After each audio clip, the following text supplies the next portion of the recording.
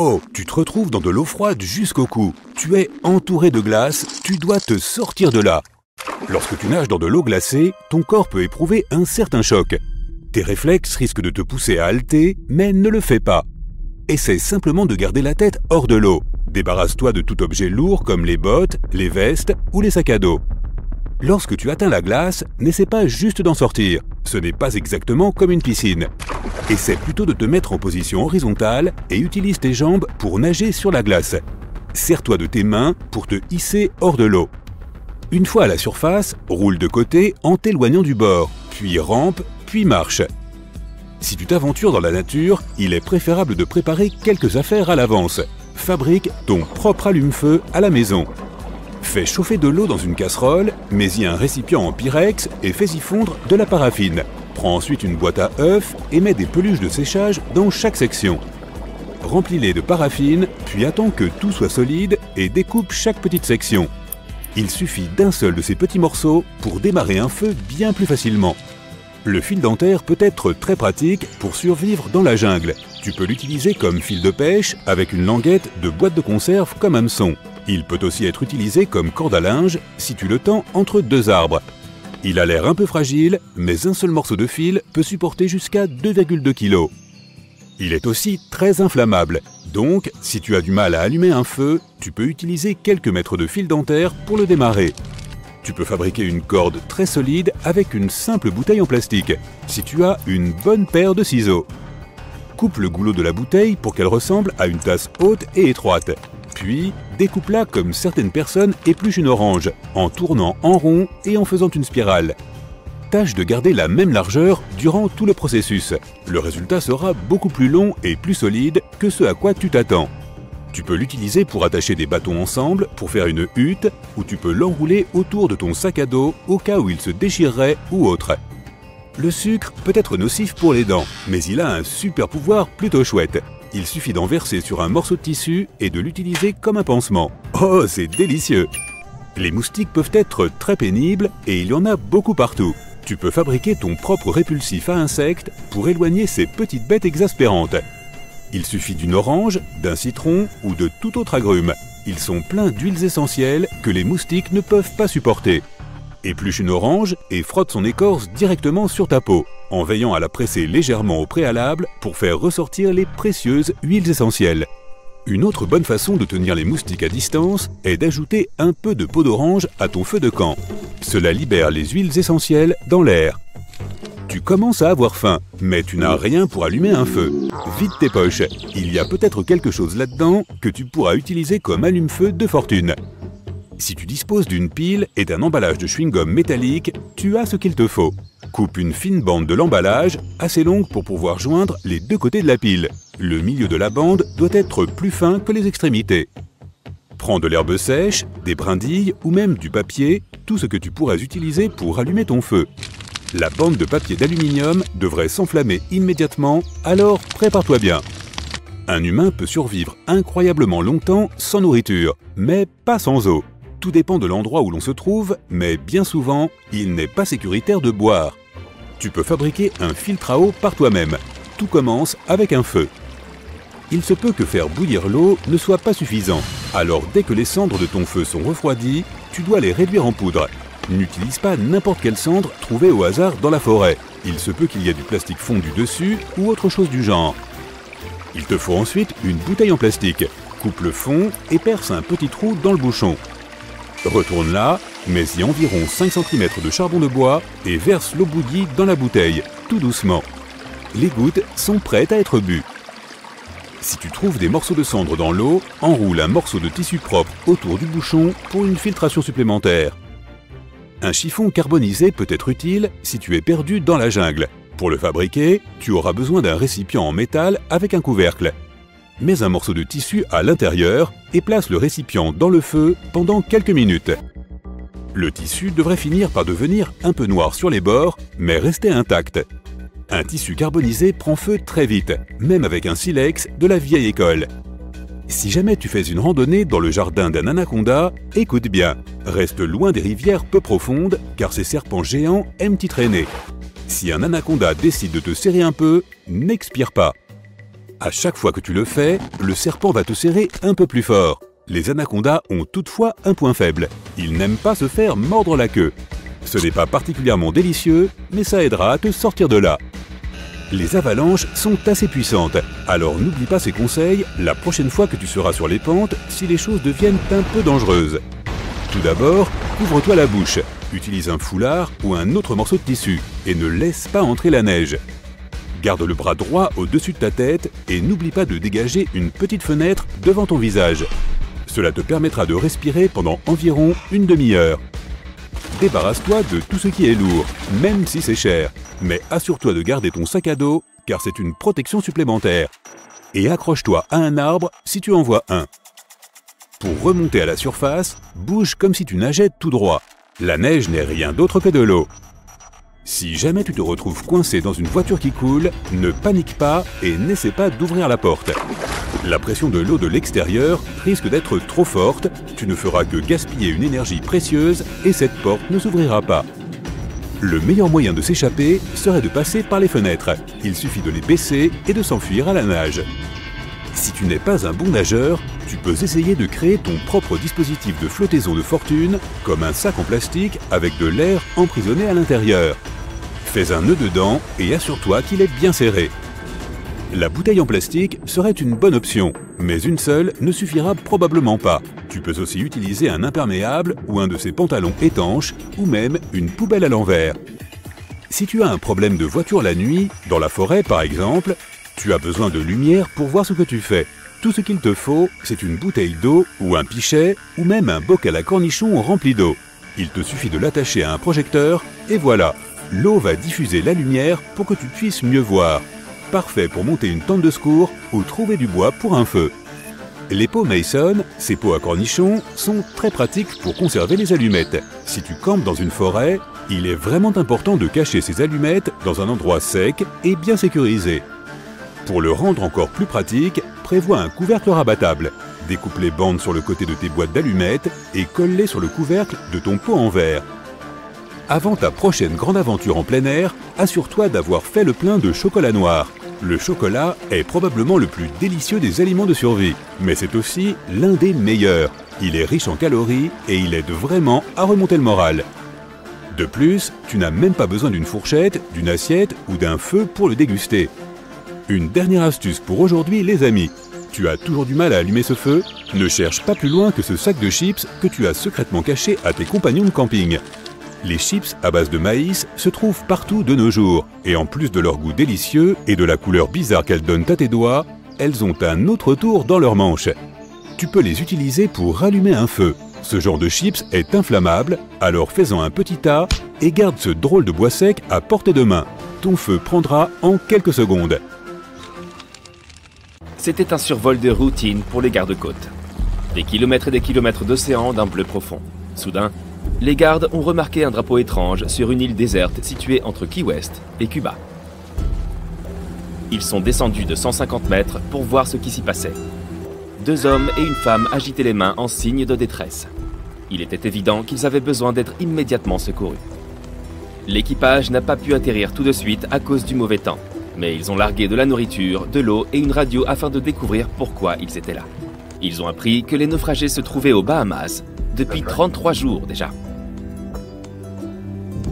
Le bateau avait chaviré lors d'une tempête et ils avaient nagé jusqu'à l'île la plus proche. Ils ont aussi informé l'équipage que la femme avait besoin d'aide le plus vite possible. Le lendemain, l'équipe de sauvetage est venue en hélicoptère et a amené les naufragés dans un hôpital de Key West. Cela leur a permis d'éviter de graves complications de santé. Toutes les personnes ayant participé à l'opération de sauvetage ont été surprises par la façon dont ces personnes avaient su faire face à la situation, ainsi que par la cohérence de leurs propos. Donc, 5 semaines sur une île sans nourriture ni source d'eau potable. Comment ont-ils survécu, te demandes-tu sûrement? Eh bien, ils ont eu la bonne idée d'utiliser des noix de coco pour s'hydrater et des coquillages pour se nourrir. Et ils ont eu une étincelle de génie en fabriquant un drapeau afin que d'éventuels sauveteurs puissent les voir. Voilà l'un des secrets pour survivre si tu te trouves un jour dans une situation similaire. Brûle du bois humide ou mouillé pour faire de la fumée. Dispose des fusées éclairantes en triangle. Empile de grosses pierres pour écrire SOS ou Help, ces signaux de détresse sont tous reconnus internationalement. Si tu changes d'emplacement pour une raison quelconque, laisse derrière toi une flèche faite de pierre indiquant la direction que tu as prise. Pour que le sauveteur puisse aussi t'entendre, fabrique un sifflet à partir d'un gland. Tiens un gland des deux mains entre ton pouce et ton index. Fais un triangle avec tes pouces près du sommet du gland. Tiens-le près de ta bouche et souffle un peu d'air dans le triangle. Tu devras t'entraîner un peu pour obtenir un volume sonore suffisant. Ah, c'était trop fort! Si tu te perds, souviens-toi de la règle de 3 pour rester calme et faire les bonnes choses dans le bon ordre. Tu peux survivre 3 minutes sans air, 3 heures dans une température extrême, 3 jours sans eau et 3 semaines sans nourriture. Commence par construire un abri, puis va chercher de l'eau et seulement ensuite occupe-toi de la nourriture. Si tu as plus de chances que les naufragés des Bahamas et que tu as des allumettes sur toi, rends-les imperméables. Recouvre-les d'une fine couche de vernis à ongles transparent et laisse-les bien sécher. Pour avoir toujours quelque chose pour les allumer, colle un morceau de papier de verre sur le couvercle d'une boîte en plastique et place tes allumettes à l'intérieur. Tu fais tes bagages pour une randonnée? Les vêtements en coton ne te protégeront pas et ne te tiendront pas au chaud dans la nature. Il leur faut une éternité pour sécher quand tu as transpiré ou qu'il a plu, et les vêtements humides perdent de la chaleur 25 fois plus vite que les vêtements secs. Si tu ne veux pas geler, opte pour du polyester, du nylon ou de la laine. Emporte des serviettes en microfibre qui sèchent en 1 heure. C'est quoi ce bourdonnement? Avant de t'enfuir en courant, horrifié, rappelle-toi que la présence d'abeilles est un bon signe. En général, elles ne s'éloignent jamais de plus de 6 à 8 km d'une source d'eau. Mais elle a l'air plutôt sale, non? Tu peux utiliser ton t-shirt ou un bandana comme filtre à eau. Place une de ses extrémités dans un récipient rempli d'eau boueuse, placé au-dessus d'un récipient vide qui recevra l'eau propre. L'autre partie se place là. L'eau se déversera à l'intérieur et sera nettoyée au passage. Veille à faire bouillir l'eau filtrée avant de la boire. Tu n'as plus d'eau? Les arbres sont la solution. Ils perdent toujours un peu d'eau dans l'atmosphère, donc tu n'as plus qu'à la récupérer. Trouve un arbre vert et touffu avec beaucoup de branches. Au lever du soleil, attache un sac en plastique sur la branche qui a le plus de feuilles de manière à les recouvrir complètement. Ajoute une petite pierre dans le sac pour lui donner un peu de poids. Pendant la journée, l'eau des feuilles se condensera directement dans ton sac. Le produit final sera si pur que tu n'auras même pas besoin de le filtrer. Si tu vois un halo autour du soleil, c'est un signe clair que la pression est sur le point de baisser. Elle apportera sûrement de la pluie ou de la neige dans les prochaines 24 à 36 heures. Si le halo est brisé, tu peux même prédire d'où viendra la tempête. Du côté endommagé. On dirait qu'une tempête arrive. Tu peux te fabriquer un mini-abri en sac poubelle imperméable pour rester au sec et au chaud. Fais simplement un trou pour ton visage et enfile-le. Utilise aussi 2 sacs pour garder tes pieds au sec. Si tu entends le tonnerre, compte les secondes qui le séparent de l'éclair. Si c'est moins de 30 secondes, tu dois te cacher quelque part car l'orage est trop proche. Si ça t'est impossible, reste à l'écart des grands arbres solitaires. Si vous êtes en groupe, répartissez-vous pour minimiser les risques que tout le monde soit frappé par la foudre. Tu peux aussi construire un abri en forme de triangle à partir d'un sac poubelle. Trouve quelques bâtons pour fabriquer la structure centrale. Fends le sac pour en faire une sorte de couverture et recouvre-la avec. Utilise 4 pierres pour maintenir les coins au sol. Sac poubelle ou pas, ne construis jamais ton abri sur un sol humide ou au sommet d'une colline. Le vent peut souffler très fort la nuit. Et il n'y aura pas d'arbre pour protéger ton abri qui pourra s'envoler. Maintenant que tu t'es trouvé un abri, fabrique-toi un bon lit à l'intérieur. Utilise des feuilles ou de l'herbe sèche. Place-les sous tes vêtements ou tes couvertures pour obtenir une couche isolante supplémentaire. Cette astuce fonctionne aussi bien en hiver qu'en été. Tu risques toujours de perdre plus de chaleur corporelle que tu ne peux en produire. Tu n'as pas de corde sur toi? Tu peux en fabriquer une toi-même à partir des plantes. Trouve de longues herbes, ou encore mieux, des herbes sèches. Et tisse-les ensemble en une tresse ou simplement en un cordon. Tu peux aussi utiliser l'écorce des arbres ou des branches que tu trouves par terre. Avant de t'aventurer dans la nature, surtout dans les régions sauvages où il y a beaucoup de buissons et de forêts, assure-toi que tes lacets ne se prendront pas dans les branches. Fixe les extrémités libres du ruban adhésif en toile sur le haut de ta cheville. Et voilà, tu ne tomberas pas. Tout du moins pas à cause de tes lacets défaits. En te préparant pour ton aventure, apprends au moins à faire un nœud de base. Crois-moi, cela pourrait te sauver la vie. Le nœud de chaise t'aidera si tu as besoin d'attacher quelque chose à une corde avec une boucle. Plus tu tires fort, plus le nœud est serré. Pose la corde en travers de ta main et forme une petite boucle. Tire l'extrémité libre vers le haut et fais-la passer dans le trou par le dessous. Ça te semble trop compliqué? Souviens-toi de ceci. Le lapin sort du trou, fait le tour de l'arbre, puis redescend dans le trou.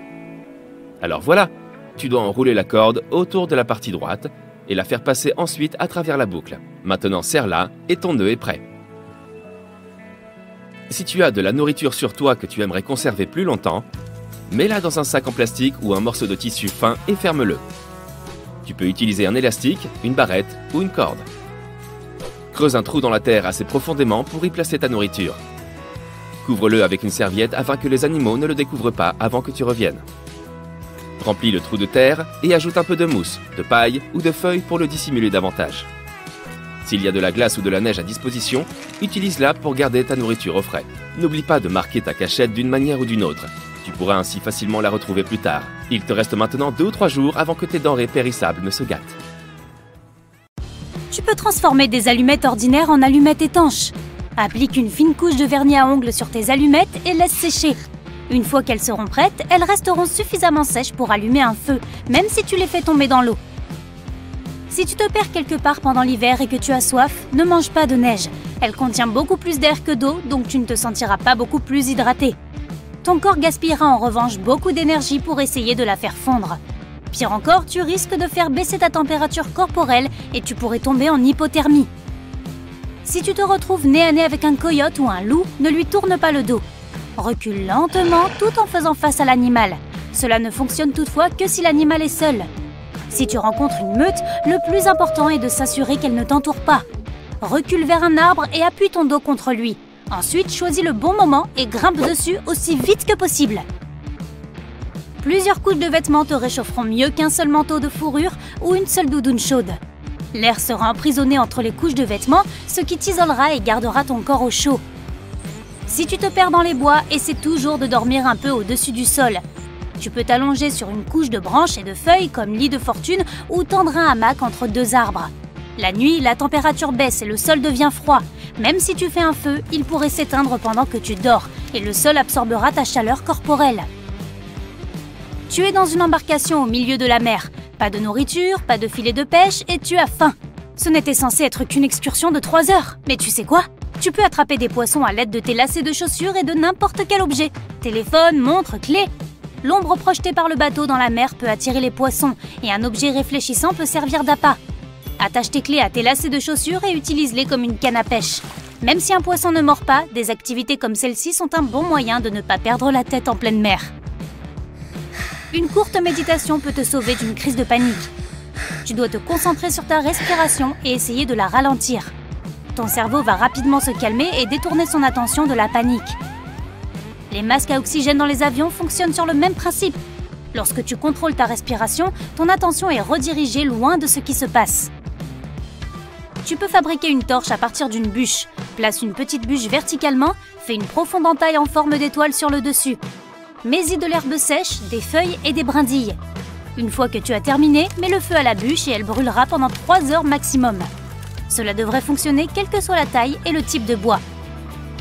Si tu rencontres un grizzly en colère, n'essaie jamais de t'enfuir car l'ours pourra facilement te rattraper. Au lieu de cela, allonge-toi et ne bouge pas. Les grizzlies n'attaquent généralement que lorsqu'ils voient une menace, donc ils te laisseront souvent tranquille si tu leur montres que tu ne leur causeras aucun problème. Mais cela ne fonctionne qu'avec les grizzlies. Si une confrontation est inévitable, recule lentement et utilise un spray anti-ours. Si tu n'en as pas, le spray au poivre fonctionne de la même façon et devrait désorienter l'ours et le faire fuir. Ou pas. Ne mange pas de baies ou de champignons dans la forêt si tu ne sais pas exactement ce qu'ils sont. Ils pourraient être toxiques. Si tu n'as pas d'autre choix, mange l'écorce intérieure des érables, des bouleaux et des pins pour remplir ton estomac. Utilise un couteau pour enlever l'écorce extérieure rugueuse et arriver à la substance blanche plus molle. Tu peux la faire bouillir pour la rendre encore plus molle ou la faire cuire sur un feu ouvert pour en faire un encas croustillant. Et si tu es vraiment affamé, tu peux manger des fourmis. Elles ne sont peut-être pas très appétissantes, mais elles sont plutôt nutritives. Si tu n'as pas de montre, tu peux utiliser tes doigts pour savoir combien de temps il reste avant le coucher du soleil. Lève ta main de sorte que l'intérieur de ta paume soit face à toi. Tes doigts doivent se trouver entre le soleil et la ligne d'horizon. Regarde combien de doigts peuvent tenir dans cet espace. L'épaisseur d'un doigt correspond à environ 15 minutes. Tu peux donc calculer le temps qu'il reste avant le coucher du soleil. Si tu es perdu et que tu dois faire un feu pour attirer l'attention, jette-y beaucoup de branches de pin ou de cèdre, des pommes de pin et tout objet en caoutchouc inutile. Ton feu émettra plus de fumée noire, ce qui le rendra visible de loin. Si tu n'as pas d'eau dans le désert mais que tu as de la nourriture, essaie d'éviter de manger aussi longtemps que possible. Plus tu manges, plus tu as soif. Le corps a besoin de liquide pour digérer les aliments. Il utilisera donc le peu que tu as. Une personne peut vivre beaucoup plus longtemps sans nourriture que sans eau, alors n'aie pas peur d'être affamé. Tu as trouvé une énorme flaque d'eau sale dans la forêt. Si tu as désespérément besoin de boire, tu peux remplir ta bouteille et la filtrer pour en faire de l'eau potable. Pour la nettoyer, fabrique une corde faite de gaz ou de vêtements. Place une extrémité dans la bouteille d'eau sale et l'autre dans une bouteille vide.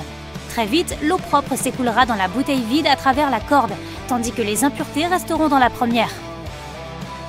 Avant de partir en randonnée, remplace tes lacets ordinaires par des lacets en paracorde.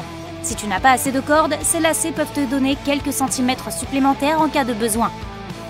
Si tu es perdu en forêt et que tu n'as rien pour te réchauffer, alors ramasse des feuilles et de l'herbe sèche sur le sol et mets-les entre 2 couches de vêtements.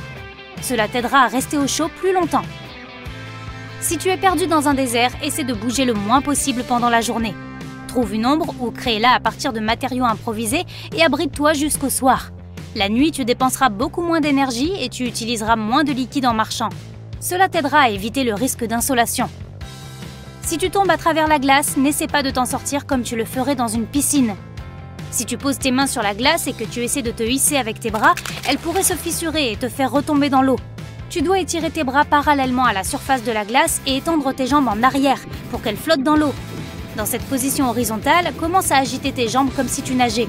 Déplace tes bras avec précaution sans mettre trop de poids sur la glace et tu devrais pouvoir t'en sortir. Si tu dois faire un feu alors qu'il y a trop de vent, voici ce qu'il faut faire.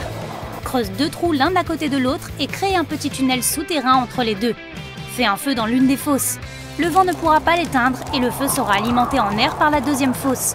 Cette méthode est aussi utile si tu dois faire un feu sans attirer l'attention. Dans l'obscurité, ce type de feu sera moins visible. Ne jette pas ou n'éclate pas le papier à bulles, emporte-le en expédition avec toi. Il te protégera du froid mieux que ne le ferait une épaisse couverture. Ces minuscules bulles d'air sont un isolant parfait. Il suffit de le mettre entre 2 couches de vêtements pour que le papier bulle empêche toute chaleur de s'échapper. Le plastique dont sont faites les bulles est d'ailleurs imperméable, donc le papier bulle peut aussi t'éviter d'être mouillé. En nageant dans la mer, non loin du rivage, tu peux facilement être emporté par des courants de retour. Si cela arrive, la chose la plus importante à retenir est de ne pas nager à contre-courant. Cela ne fera que gaspiller tes forces et te priver d'énergie, et il est peu probable que tu puisses un jour être plus fort qu'un courant océanique. Essaie plutôt de nager latéralement, le long de la rive. Tôt ou tard, tu devrais sortir du courant, et tu pourras alors nager en toute sécurité jusqu'à la plage. Si tu es bloqué dans un ascenseur en chute libre, n'essaie pas de sauter au moment de l'impact. Ne te mets pas non plus en position assise ou debout. Tu dois t'allonger sur le sol face au plafond. Écarte tes jambes le plus possible, couvre ton visage avec une main et mets l'autre main derrière ta tête pour te protéger. Dans cette position, tu réduis la pression exercée sur ton corps lorsque tu tombes. Tu es perdu. Un hélicoptère de secours survole la forêt, mais tu n'as pas de fusée éclairante et tu n'as pas le temps de faire un feu. Utilise un petit miroir ou un écran de téléphone pour réfléchir la lumière du soleil. Dirige le faisceau lumineux vers l'hélicoptère. Les sauveteurs devraient remarquer le flash et voler vers toi pour te sauver. De l'extérieur, la surface de ce lac ressemble au reste d'une catastrophe. Des troncs d'arbres vides émergent des eaux turquoises.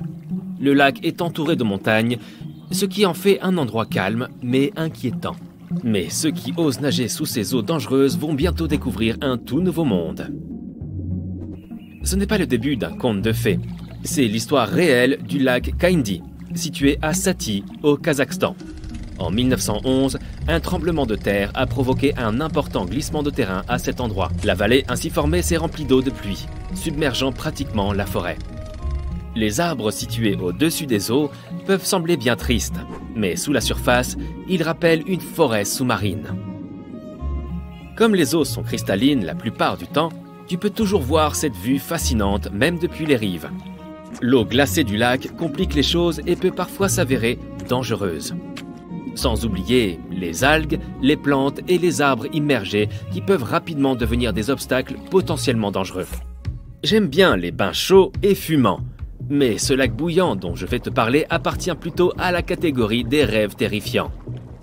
Il est situé sur l'île de la Dominique, dans les Caraïbes, et ses eaux ont une température comprise entre 82 et 92 degrés Celsius. Et ce n'est que sur le bord, car personne n'a jamais osé atteindre le milieu du lac pour mesurer sa température au centre. Il est vrai que la chaleur peut baisser de temps en temps, mais on ne sait jamais quand ces eaux peuvent recommencer à bouillir.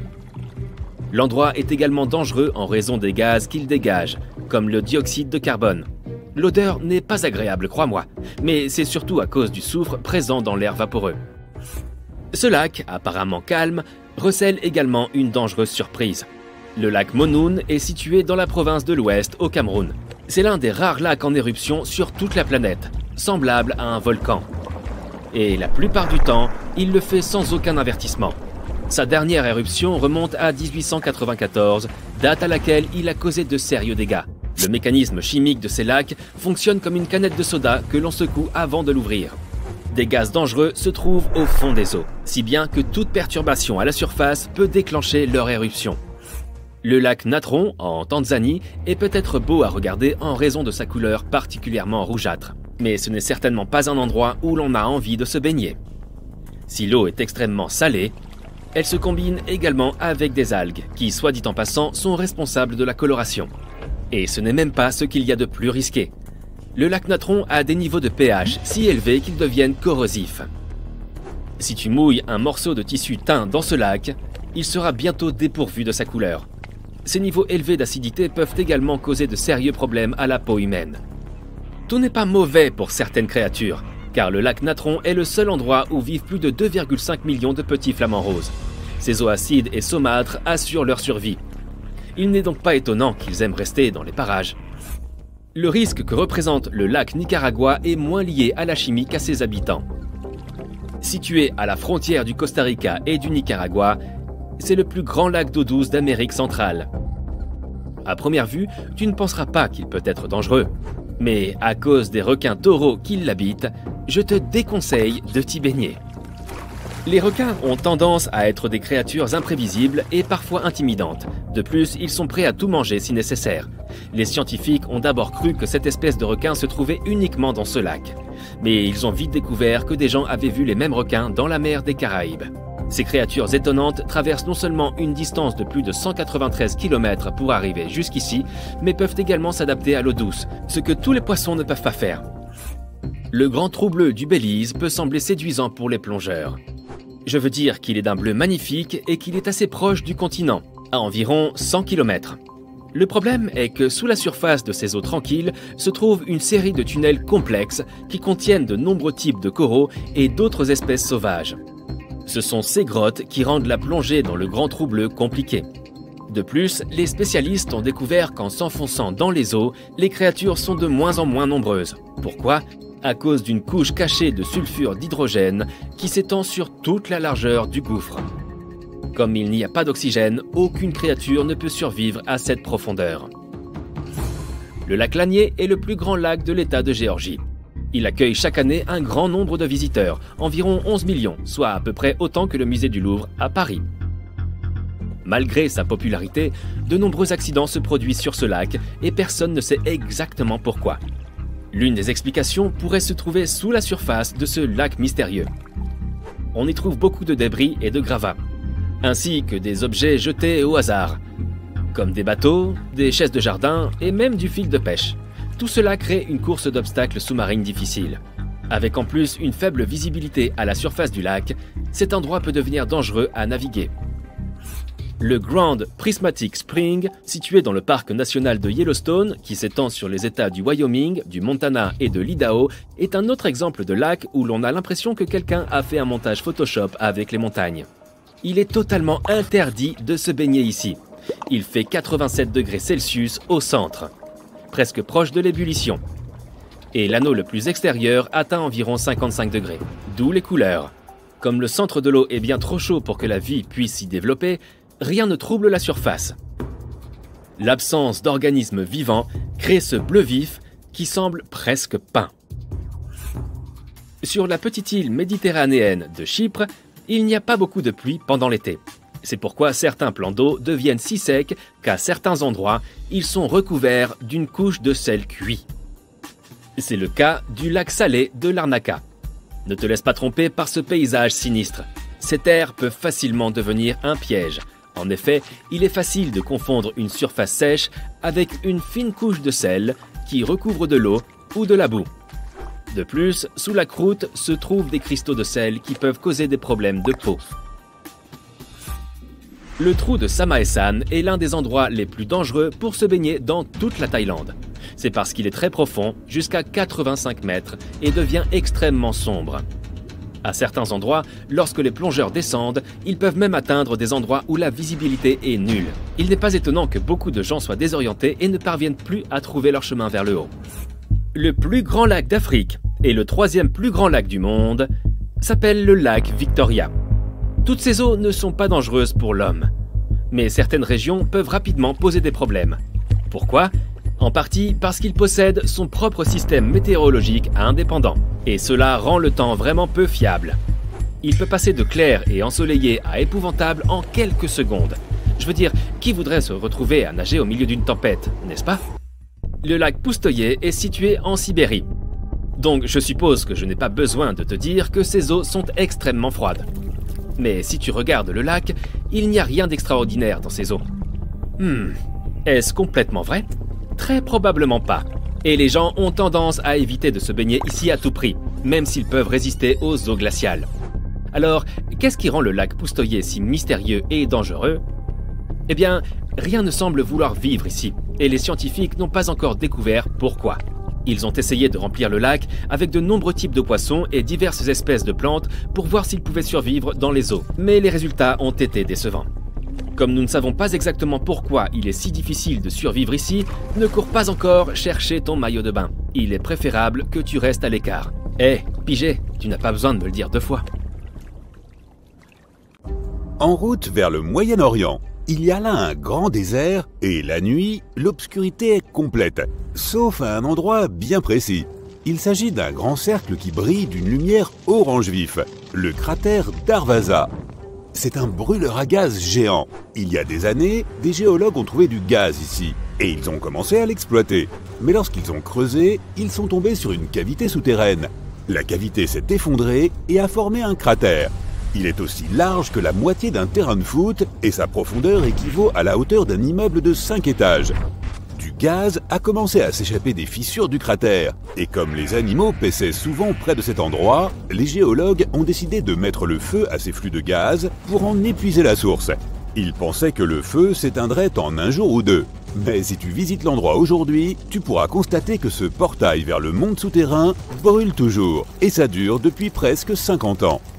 En 2013, un homme est descendu au fond du cratère en feu pour la première fois. Il y a recueilli de nombreux échantillons et les scientifiques y ont trouvé des bactéries qu'on ne trouve nulle part ailleurs sur Terre. Elles semblent tout à fait à l'aise au fond de ce brasier éternel. En 2009, dans la ville de L'Aquila, en Italie, un homme a vu des lumières vacillantes danser au-dessus d'une rue pavée. Il a immédiatement su quoi faire et a déplacé sa famille dans un endroit plus sûr. Quelques secondes plus tard, un énorme tremblement de terre de magnitude 8,3 a frappé la région. Sa connaissance des étranges lumières a sauvé sa vie et celle de sa famille. Alors, quels sont ces mystérieux avertissements ? Pendant des siècles, les gens ont interprété les lumières comme quelque chose venu d'un autre monde. La communauté scientifique ne les prenait pas au sérieux et les mettait sur le compte d'une illusion d'optique ou de l'imagination pure. Mais avec l'arrivée des caméras de surveillance et des smartphones, la quantité de preuves a énormément augmenté. Le lien était désormais évident. Des lumières apparaissaient et un tremblement de terre se produisait. Les experts ont donc enfin commencé à prendre la chose au sérieux et à creuser pour découvrir la vérité. Mais après des années de recherche, les géologues ne sont toujours pas totalement sûrs de la source des lumières. Ils en ont toutefois identifié 5 types. Des éclairs brillants qui illuminent le ciel, ressemblant à des éclairs d'orage ou à un flash d'appareil photo très puissant. Des rayons dans le ciel qui peuvent ressembler à des colonnes lumineuses.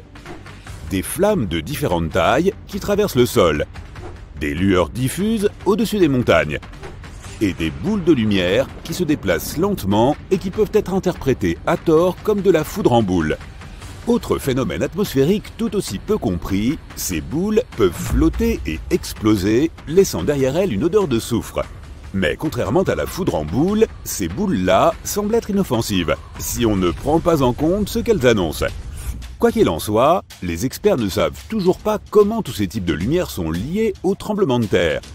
Les lumières n'apparaissent pas seulement avant qu'un séisme ne frappe. Certaines ont été signalées pendant et après les séismes. Elles peuvent aussi apparaître avec d'autres phénomènes, comme les chutes de météorites, les éruptions volcaniques ou les aurores boréales. Pour l'instant, les scientifiques ne peuvent que proposer des théories pour expliquer l'inexplicable. L'une des plus récentes prétend que les lumières sont dues à des lignes électriques rompues pendant un tremblement de terre. Mais cette théorie n'explique pas comment le phénomène a été rapporté il y a des centaines, voire des milliers d'années.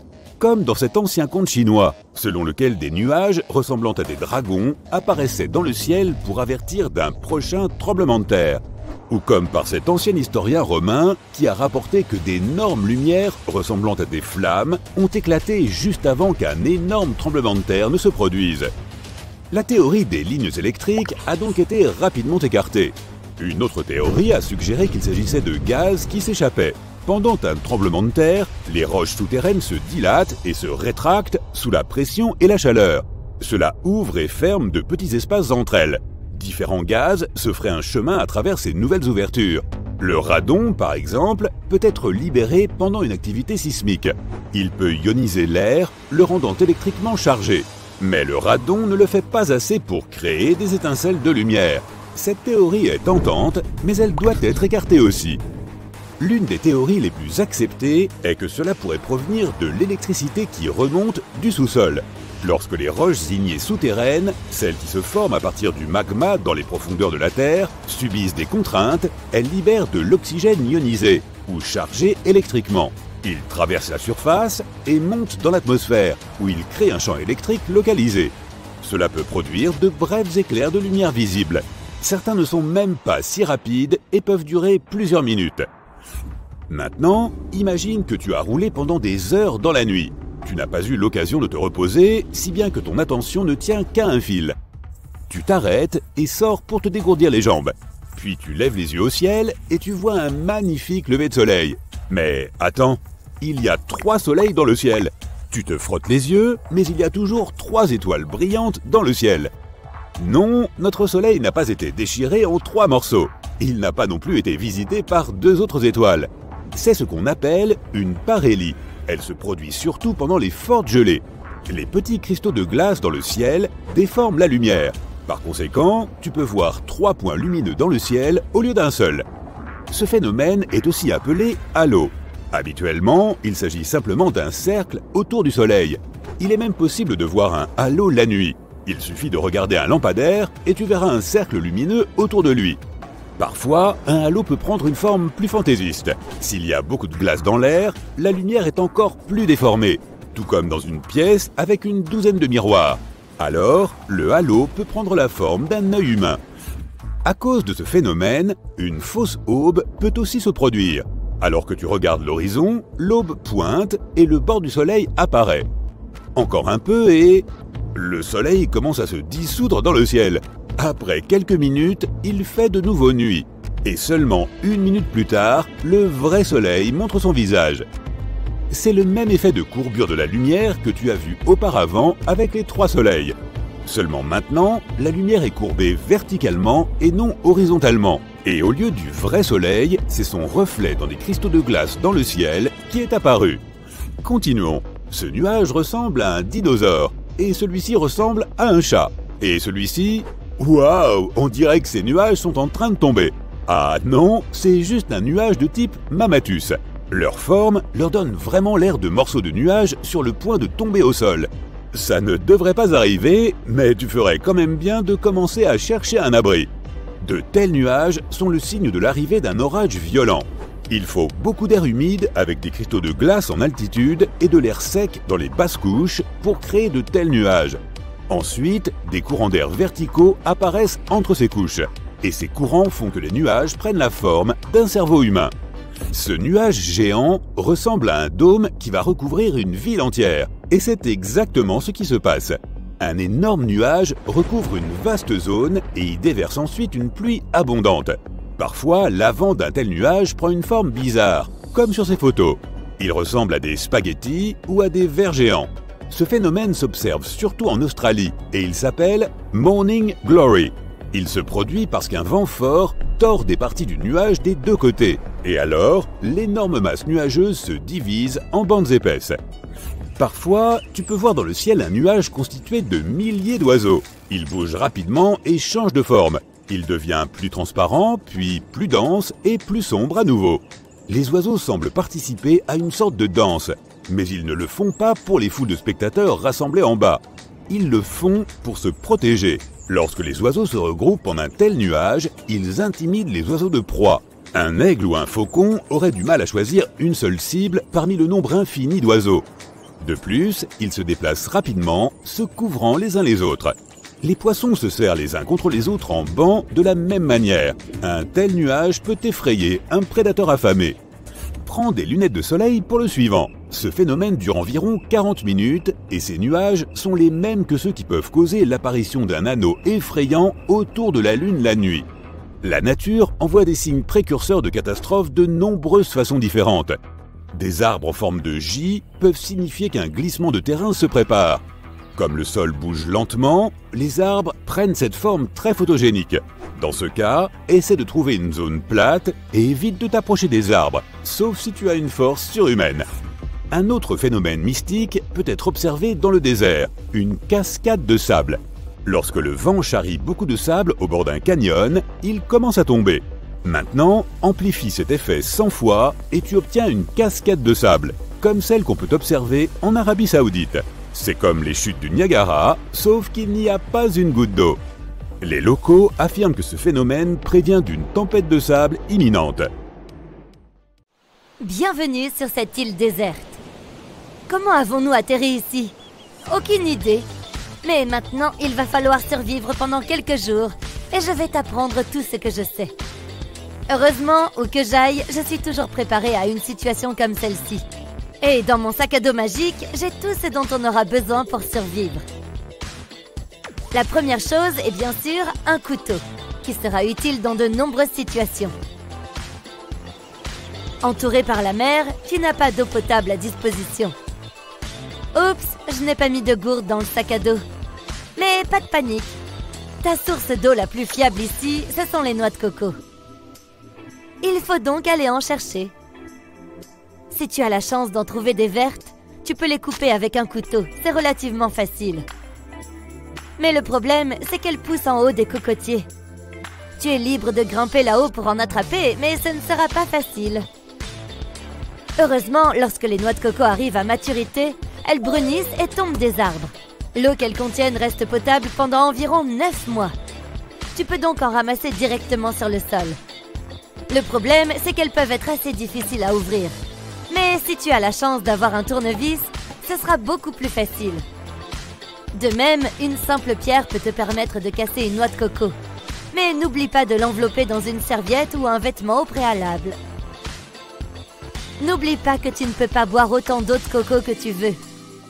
Ne bois pas plus que le contenu de 5 noix de coco brunes par jour, sinon tu risques d'avoir des maux d'estomac. D'ailleurs, c'est la même chose pour les noix de coco vertes. Après avoir bu une noix de coco brune, ne la jette pas trop vite. Tu peux gratter la chair blanche et la manger. Elle est tout à fait comestible. Bon, j'ai aussi oublié les bols, mais la noix de coco peut encore nous être utile, puisqu'elle peut être transformée en bol. Après l'avoir coupée, tu auras 2 moitiés en forme de bol. Commence par enlever tout le blanc de l'intérieur, jusqu'à ce qu'il ne reste plus que la coquille. Ce sera ton nouveau bol, mais nous allons le rendre plus joli. Gratte les poils à l'aide du couteau, puis frotte-le avec du sable pour le rendre plus lisse. La dernière chose à faire est de le polir avec la chair de la noix de coco. Les huiles qu'elles contiennent feront briller ton bol. Ensuite, la compétence la plus importante est bien sûr de faire du feu. J'ai mis quelques briquets et une boîte d'allumettes dans le sac pour faciliter les choses. Mais tu ne seras jamais un vrai survivant si tu ne sais pas comment allumer un feu sans briquet ni allumettes. tu dois trouver un morceau de bois courbé et y attacher une corde comme ceci pour que cela ressemble à un arc. Si tu n'as pas de corde en nylon, un lacet de chaussures fera l'affaire. Donc, quand tu pars en voyage, emporte des chaussures à lacets. Ensuite, trouve un morceau de bois dur, sec. Ce sera ton fuseau. Enroule la corde de l'arc autour du fuseau afin de créer une friction. Le fuseau peut être fixé sur une planche avec une encoche pour le maintenir. Tu auras également besoin d'une autre pièce de bois, généralement appelée bloc à main. Il doit avoir un creux sculpté, ce qui te permettra de créer plus facilement un frottement. Voici comment ça fonctionne. La planche tient le fuseau et tu fais tourner la corde autour de lui comme ceci. Sur le dessus, tu tiens le fuseau avec ton bloc à main. Ensuite, tu commences à bouger l'arc en l'enroulant autour du fuseau pour créer une friction. Il commencera à chauffer et tu finiras par obtenir une braise. Tu dois alors la déplacer avec précaution vers un tas d'amadou et souffler dessus pour essayer d'allumer le feu. Ce sera difficile la première fois, mais une fois que tu auras compris, tu pourras allumer ton feu en moins de 5 minutes. Maintenant qu'on a le feu, il nous faut de la nourriture. Le choix le plus évident est d'aller pêcher. Dans mon sac à dos magique, j'ai un kit de pêche. Ce n'est qu'une petite boîte avec des hameçons et des fils, mais ça va nous être d'une grande aide. Mais il faut tout de même s'entraîner. Si tu réussis à attraper un poisson, tu devras le faire cuire. Et c'est la partie la plus facile maintenant que tu as du feu. Enveloppe ton poisson dans des feuilles de cocotier, attache le tout avec de l'écorce et mets-le sur les braises de ton feu. Attends une vingtaine de minutes et avant de le manger, assure-toi qu'il est bien cuit. Il suffit de percer le poisson en biais à l'aide d'une fourchette ou d'un cure-dent et de le tordre doucement à l'endroit le plus épais. Si le poisson est cuit, il se défait facilement. Bon appétit! Le soleil se couche. Il faut se préparer pour la nuit. Pendant la journée, tu dois donc fabriquer un abri avec des bâtons et des feuilles de palmier. Des morceaux d'écorce peuvent servir de corde, mais il est aussi conseillé de se promener le long du rivage et de voir ce qui est rejeté par les vagues. Il peut y avoir beaucoup de déchets et certains d'entre eux peuvent être utiles. Si tu vas sur une île, tu dois emporter des gadgets qui t'aideront à ne pas te perdre. J'ai ici une montre multifonction résistante à l'eau que j'ai achetée sur Amazon. En plus de donner l'heure, elle contient une boussole, un thermomètre, un grattoir, un sifflet et même un allume-feu. C'est vrai, ce n'est pas la peine de te donner tout ce mal avec tes bouts de bois, mais il fallait bien que tu apprennes. Bref, emporte la montre avec toi si tu vas dans la jungle. Il te faut maintenant des matériaux pour ton abri, des bâtons, de l'écorce et des feuilles de palmier, qui sont d'ailleurs plus difficiles à arracher de l'arbre que tu ne l'imagines. Les feuilles sèches sur le sol conviennent aussi. Fais le toit de l'abri avec des feuilles de palmier et mets-en aussi sur le sol pour pouvoir t'y allonger. Mais attention, assure-toi que les feuilles que tu utilises ne cachent pas de serpents, d'araignées ou de scorpions. Tu ne veux rien de tout ça dans ton lit. D'autre part, la nuit, les insectes et de nombreuses autres créatures sortent. Et ils seront très heureux de te rejoindre dans ton abri. Le feu et les termitières autour de ton abri contribueront à en éloigner au moins une partie. Mais d'autres peuvent encore se faufiler et grimper sous tes vêtements, te grimper dessus et te piquer ou te mordre. Il est donc temps d'utiliser le sac à dos magique. J'ai ici un sac de couchage de survie. Comme il ne mesure que 10 cm de long lorsqu'il est plié, il ne prend pas beaucoup de place. Mais il est résistant aux déchirures, imperméable et garde la chaleur de ton corps à l'intérieur. De plus, ses coutures sont scellées, ce qui empêche l'eau, le vent et les insectes d'y pénétrer. Tu peux aussi le trouver sur Amazon. Ne fais pas ton feu juste devant l'entrée de ton abri, car tu risquerais de respirer de la fumée toute la nuit. Voilà, tu es prêt. Mais voici quelques conseils supplémentaires pour survivre. Ton téléphone, qui est probablement la seule chose que tu auras avec toi, est plutôt inutile ici. Mais pas totalement. L'écran peut être utilisé pour refléter la lumière du soleil ou de la lune afin d'envoyer des signaux SOS. Deuxièmement, si tu n'as pas beaucoup d'eau en réserve, essaye de garder ton corps au frais. Va dans l'eau de temps en temps pour éviter la surchauffe et la déshydratation. Et bien sûr, garde toujours une trousse de premier secours avec toi. C'est le dernier accessoire de survie que j'ai dans mon sac à dos, également trouvé sur Amazon. Il s'agit d'une trousse résistante à l'eau contenant une paire de ciseaux, des pansements, une pince à épiler, des bandages et d'autres choses utiles. Sur ce, bonne survie! En espérant que tu es maintenant mieux armé en cas de besoin. Tu y es enfin! Après tout cet entraînement, te voilà prêt pour ton premier saut en parachute. Plein de confiance, tu te diriges vers la porte de l'avion alors qu'il atteint l'altitude de 3700 mètres. Tu t'élances dans les airs, mais à la dernière seconde, tu entends l'instructeur te crier quelque chose. « Je n'ai pas vérifié ton parachute !» Tu ne l'entends pas alors que tu t'éloignes déjà de l'avion. Tu ne vois que son expression inquiète. On dirait que quelque chose ne se déroule pas comme prévu. Tu tires sur la poignée pour libérer le parachute. Mais il ne se déploie pas correctement et s'ouvre en une espèce de grosse bourre. Tu commences à tournoyer de plus en plus vite. Tu as le tournis, mais tu dois te ressaisir. Chaque seconde est cruciale. Et depuis cette altitude, tu as moins d'1 minute pour agir. Tu adoptes la formation Bowman, en étalant ton corps avec tes bras et tes jambes pour former un X. Cela crée un peu plus de traînée, ce qui te permet de te stabiliser un peu. Maintenant, tu as plus de temps pour déployer ton parachute de secours. Encore étourdi par le tournoiement, tu essayes de te rappeler où il se trouve. Tu attrapes ce que tu penses être la bonne sangle et tu tires fort. Oh non, c'est une sangle de jambe. Tu as desserré l'attirail sur ton dos et maintenant tu commences à glisser hors des sangles. C'est pas ton jour de chance. Tu t'accroches et tu resserres la sangle de jambe. Ah oui, la procédure de sécurité te revient maintenant. Étape 1, débarrasse-toi du parachute principal au moyen de la poignée rouge. C'est fait. Maintenant, tu es de nouveau en chute libre. Étape 2, à présent, trouve la poignée argentée du câble de déclenchement pour éjecter le parachute de secours. Tu dois te dépêcher. Le sol se rapproche à vitesse grand V. Où est cette poignée? Oups, elle est là, située à gauche de ta poitrine. Tu tires dessus avec force. Flop! Le parachute se déplie, s'étire et freine ta descente. Tu es maintenant soulagé. Le souffle coupé? Le cœur qui bat la chamade? Oh que oui! Enfin, tu peux profiter de la vue. Pendant environ 10 secondes avant d'atterrir au sol. Tout doucement, les pieds en premier. Ça a l'air marrant quand même. On remet ça quand tu veux. Comme toujours, au lieu de prendre les escaliers, tu utilises l'ascenseur. Les chances qu'il ait un accident sont d'1 sur 10 millions. Tu as 10 fois plus de chances d'être frappé par la foudre. Mais aujourd'hui, tu te trouves hélas dans cet ascenseur malchanceux. Alors que tu descends du 5e étage, le système de poulie rencontre un problème. Un câble se rompt et l'ascenseur commence à tomber. Rapidement, tu t'allonges sur le dos en plaçant un bras autour de ta tête pour la protéger de l'impact et l'autre bras sur ton visage pour le préserver d'éventuelles chutes d'objets. Tu étales tes jambes de manière uniforme. En quelques secondes à peine, tu te prépares à l'impact. Il s'écrase et les débris du dessus s'abattent autour de toi. Bien joué, tu as évité les blessures. Mais serait-il possible d'altérer la force de l'impact en sautant? Réfléchis bien. Si tu sautais trop tôt, il serait encore plus sévère, car ta vitesse augmenterait dans la descente. Et si tu sautais trop tard, la vitesse de ton saut vers le haut te ferait te cogner la tête, car l'ascenseur se serait arrêté. Il faudrait que tu sautes au moment précis de l'impact pour que ta propre vitesse soit d'une quelconque efficacité. Et sans la capacité de voir à travers l'acier, ce serait une question de chance. Il est donc préférable d'utiliser la méthode où l'on se couche. Bonne chance en tout cas.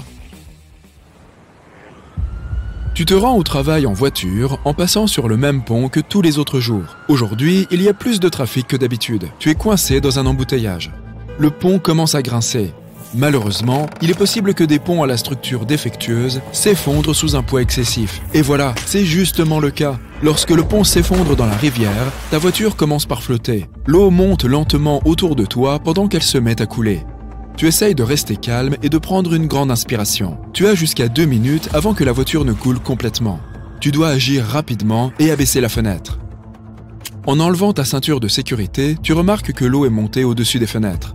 Tu essayes de les ouvrir, mais elles sont complètement coincées à cause de la pression. Tu as raté ta chance. Tu t'enfonces encore plus et tu songes à ouvrir la porte. Mieux vaut ne pas faire ça. Cela fera couler ton véhicule encore plus vite. De plus, il sera encore plus dangereux de sortir. La voiture touche le fond et l'eau y pénètre lentement. Tu essayes d'ouvrir la porte, mais la pression est si intense qu'elle ne bouge pas. Tu penses à l'eau qui rentre. Peut-être que si tu attendais qu'il y ait assez d'eau à l'intérieur, cela pourrait réguler la pression, permettant aux portes de s'ouvrir. Mais avec le peu d'air qui resterait, Et si les portes ne fonctionnent toujours pas, ce serait courir un trop grand risque. Ton seul choix est de briser la fenêtre. Tu y parviens facilement grâce à la pression de l'eau qui se répand rapidement à l'intérieur. Tu prends ta dernière grande inspiration en te tenant au cadre de la fenêtre. La voiture se remplit rapidement quand le débit d'eau s'arrête soudain. Tu te hisses à travers la fenêtre et tu poses tes pieds sur la voiture. Tu pousses vers le haut et tu nages jusqu'à la surface. Pouh! Rappelle-moi de ne jamais faire de covoiturage avec toi. Ensuite, tu fais une randonnée dans la forêt et tu trouves l'endroit idéal pour admirer le coucher du soleil. Tu prends une photo et elle est superbe. Mais attends, dans quelle direction aller pour rentrer au camp? Il commence à faire nuit et tu n'as aucune idée de comment tu es arrivé ici. Tu vérifies ton téléphone. Il a une carte, donc tout ira bien, non? Mais tu as pris beaucoup trop de photos de la nature et ta batterie est épuisée. Tu peux survivre jusqu'à 3 heures sans abri par mauvais temps. Tu peux rester sans eau pendant 3 jours et jusqu'à 3 semaines sans nourriture. Tu dois considérer tes prochaines actions par ordre d'importance. Ta première tâche est de construire un abri. Tu appuies un grand bâton contre un arbre pour soutenir un toit. Ensuite, tu construis 2 murs sur les côtés, formant ainsi une armature solide. Il y a beaucoup de feuilles dans la forêt et tu couvres ton toit avec des tas de feuilles pour l'isolation. À l'intérieur, tu construis un joli matelas de feuilles. Tu entres et attends le matin en espérant avoir un sommeil réparateur. Tu as terriblement mal dormi, mais tu n'as pas vraiment le temps de leur laisser une revue pourrie sur ton site de booking favori. Ta tâche suivante consiste à trouver de l'eau.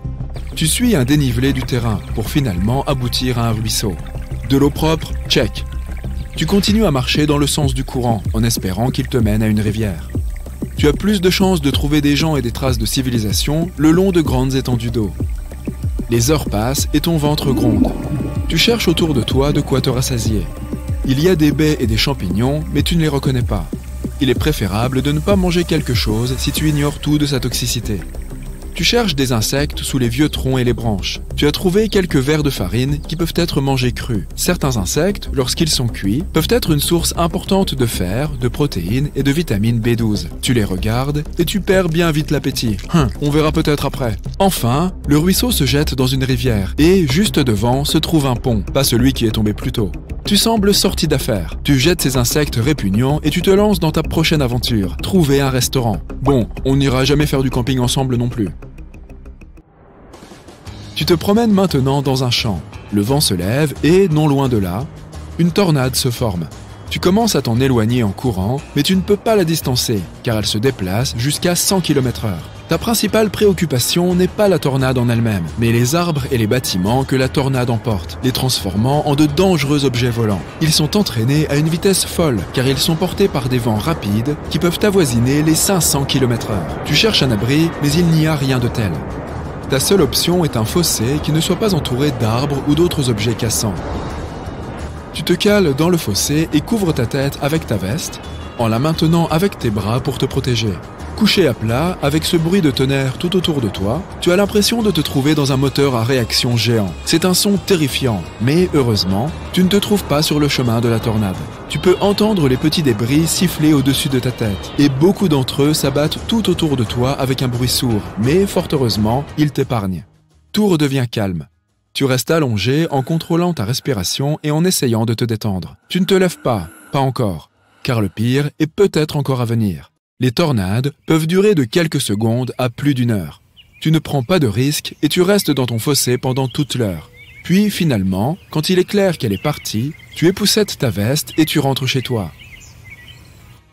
En attendant, tu portes vraiment la poisse. Je te supprime donc de mes contacts et je te vire de ma liste d'amis sur les réseaux.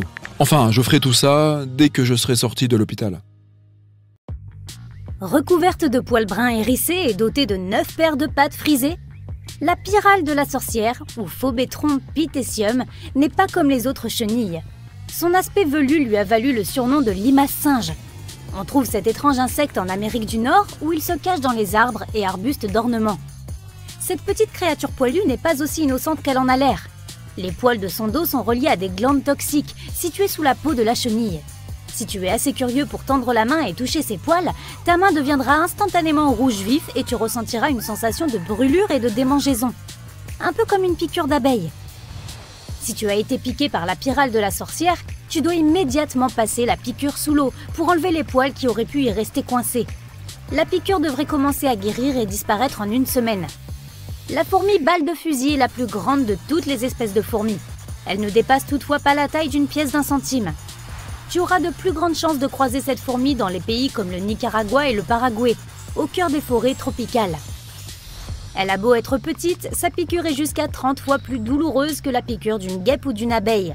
Les habitants de la région appellent parfois ce petit insecte la fourmi 24 heures, car sa piqûre procure un malaise pendant toute une journée. Malgré la sensation désagréable, la piqûre d'une fourmi balle de fusil n'est pas trop dangereuse et devrait guérir en 1 semaine. Ces fourmis ont une habitude particulière qui pourrait permettre d'éviter facilement leur puissante piqûre. Elles dégagent une odeur aussi forte que dégoûtante pour faire fuir les prédateurs. Alors si tu te retrouves un jour à faire un trek dans la forêt tropicale et que tu sens une odeur intensément désagréable, ne t'approche pas. Les Triatominae ressemblent à des blattes standards. Mais elles sont plus élancées, elles ne possèdent pas d'ailes et ont un motif à rayures particulier sur le dos. Et attention, ces insectes sont tout sauf mignons. On les trouve généralement dans les états chauds du sud des États-Unis et ces petites bestioles se cachent partout, dans les fissures, sous les lits et dans les meubles.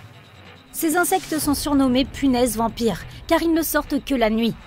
Bien que leur piqûre ne soit pas trop douloureuse, elle peut être incroyablement dangereuse. Il est fréquent que les humains soient allergiques à la salive de la Triatominae, et si c'est le cas, sa piqûre provoquera d'incroyables démangeaisons de la peau. Ces punaises sont également porteuses d'un dangereux parasite qui affecte gravement la plupart des humains.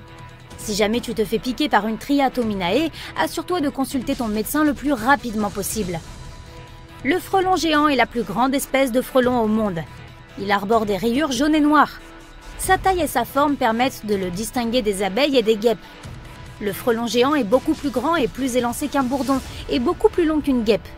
Ces frelons vivent au Japon, où ils se déplacent en colonies comptant jusqu'à 700 individus. Les personnes qui ont déjà été piquées par le frelon géant comparent cela au fait d'être brûlées par un tisonnier ardent. Si tu as la malchance d'être piqué par l'un de ces insectes, appelle immédiatement une ambulance et, en attendant son arrivée, lave la piqûre à l'eau froide. L'araignée veuve noire est l'une des arachnides la plus notoirement dangereuse du règne animal. À peu près de la taille d'un trombone, les marques rouges en forme de sablier sur le ventre de l'araignée permettent de la distinguer facilement. Ces bestioles se déplacent souvent seules et on peut les trouver dans les régions chaudes, dans des abris sombres et secs comme les sous-sols ou les garages. Les veuves noires sont considérées comme les araignées les plus venimeuses de France, autant que d'Amérique du Nord. Leur venin est 15 fois plus puissant que celui d'un serpent à sonnette. Étrangement, la piqûre d'une veuve noire n'est pas particulièrement douloureuse. Elle ressemble plus à une piqûre d'épingle, mais elle peut te rendre incroyablement malade. Si tu croises une veuve noire dans ta cave, ne l'énerve pas car elle ne pique que si elle est agacée. Si tu te fais piquer, va immédiatement aux urgences.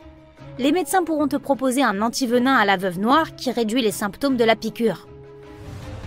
La guêpe commune est une espèce dangereuse de guêpe que l'on trouve dans le monde entier. Elle arbore des motifs jaunes et noirs bien visibles. Le jaune est bien plus vif que celui de la plupart des autres guêpes. Ces guêpes communes vivent en grandes colonies et construisent leurs nids dans les arbres, les buissons et même sous terre. Si tu tombes sur un nid de guêpes, éloigne-toi lentement et fais attention à ne pas les menacer ou les énerver. Leur piqûre n'est certainement pas une sensation agréable. Alors que nombre de gens pensent que les scorpions sont apparentés aux crabes et aux autres crustacés, ce n'est en fait pas le cas. Les scorpions sont un type d'arachnide, ce qui signifie qu'ils sont étroitement liés aux araignées. On a tendance à les trouver dans les climats chauds et secs comme les déserts. Les scorpions sortent le plus souvent la nuit et ce sont des prédateurs connus pour piquer à vue. Leur piqûre ressemble à celle d'une guêpe, mais elle peut être beaucoup plus dangereuse. Les piqûres de scorpions ont tendance à accélérer le rythme cardiaque et à provoquer des difficultés respiratoires. Si un scorpion te pique, lave immédiatement la plaie et contacte un professionnel de santé qui pourra t'administrer un traitement antivenin contre les piqûres de scorpions.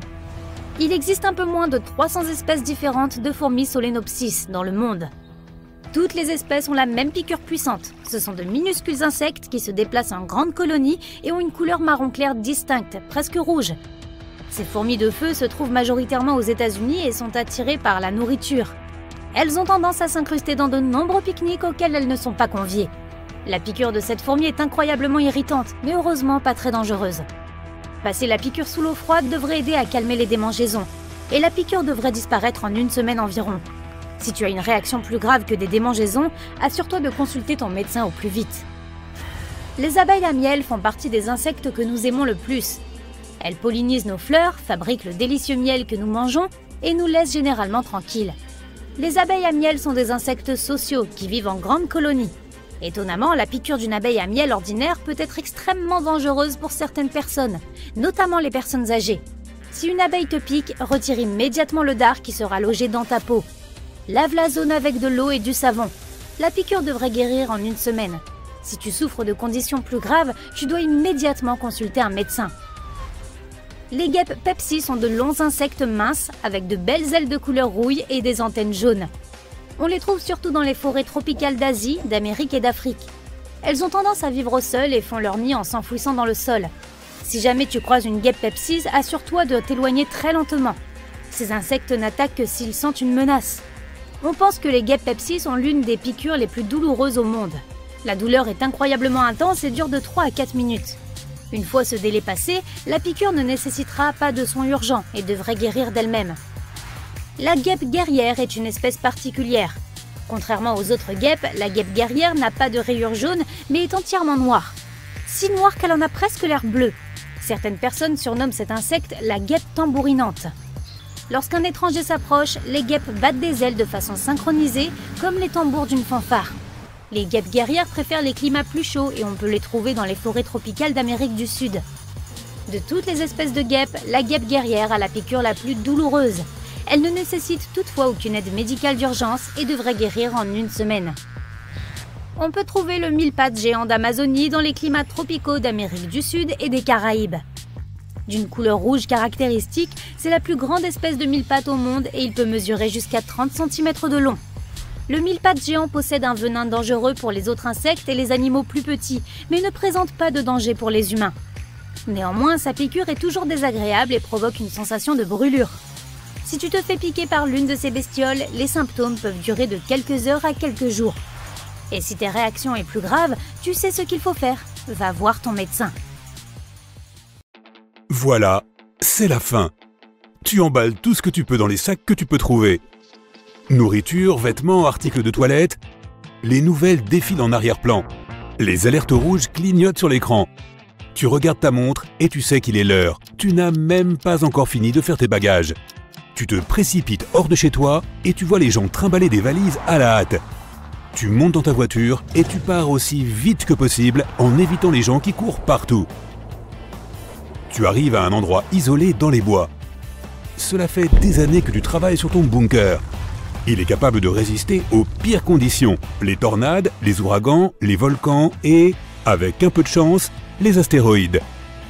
Tu cours vers le bunker, caché derrière quelques buissons et quelques arbres. Il n'y a aucune chance que quelqu'un sache qu'il est là. La porte ressemble à celle des coffres-forts de banque contenant d'énormes sommes d'argent.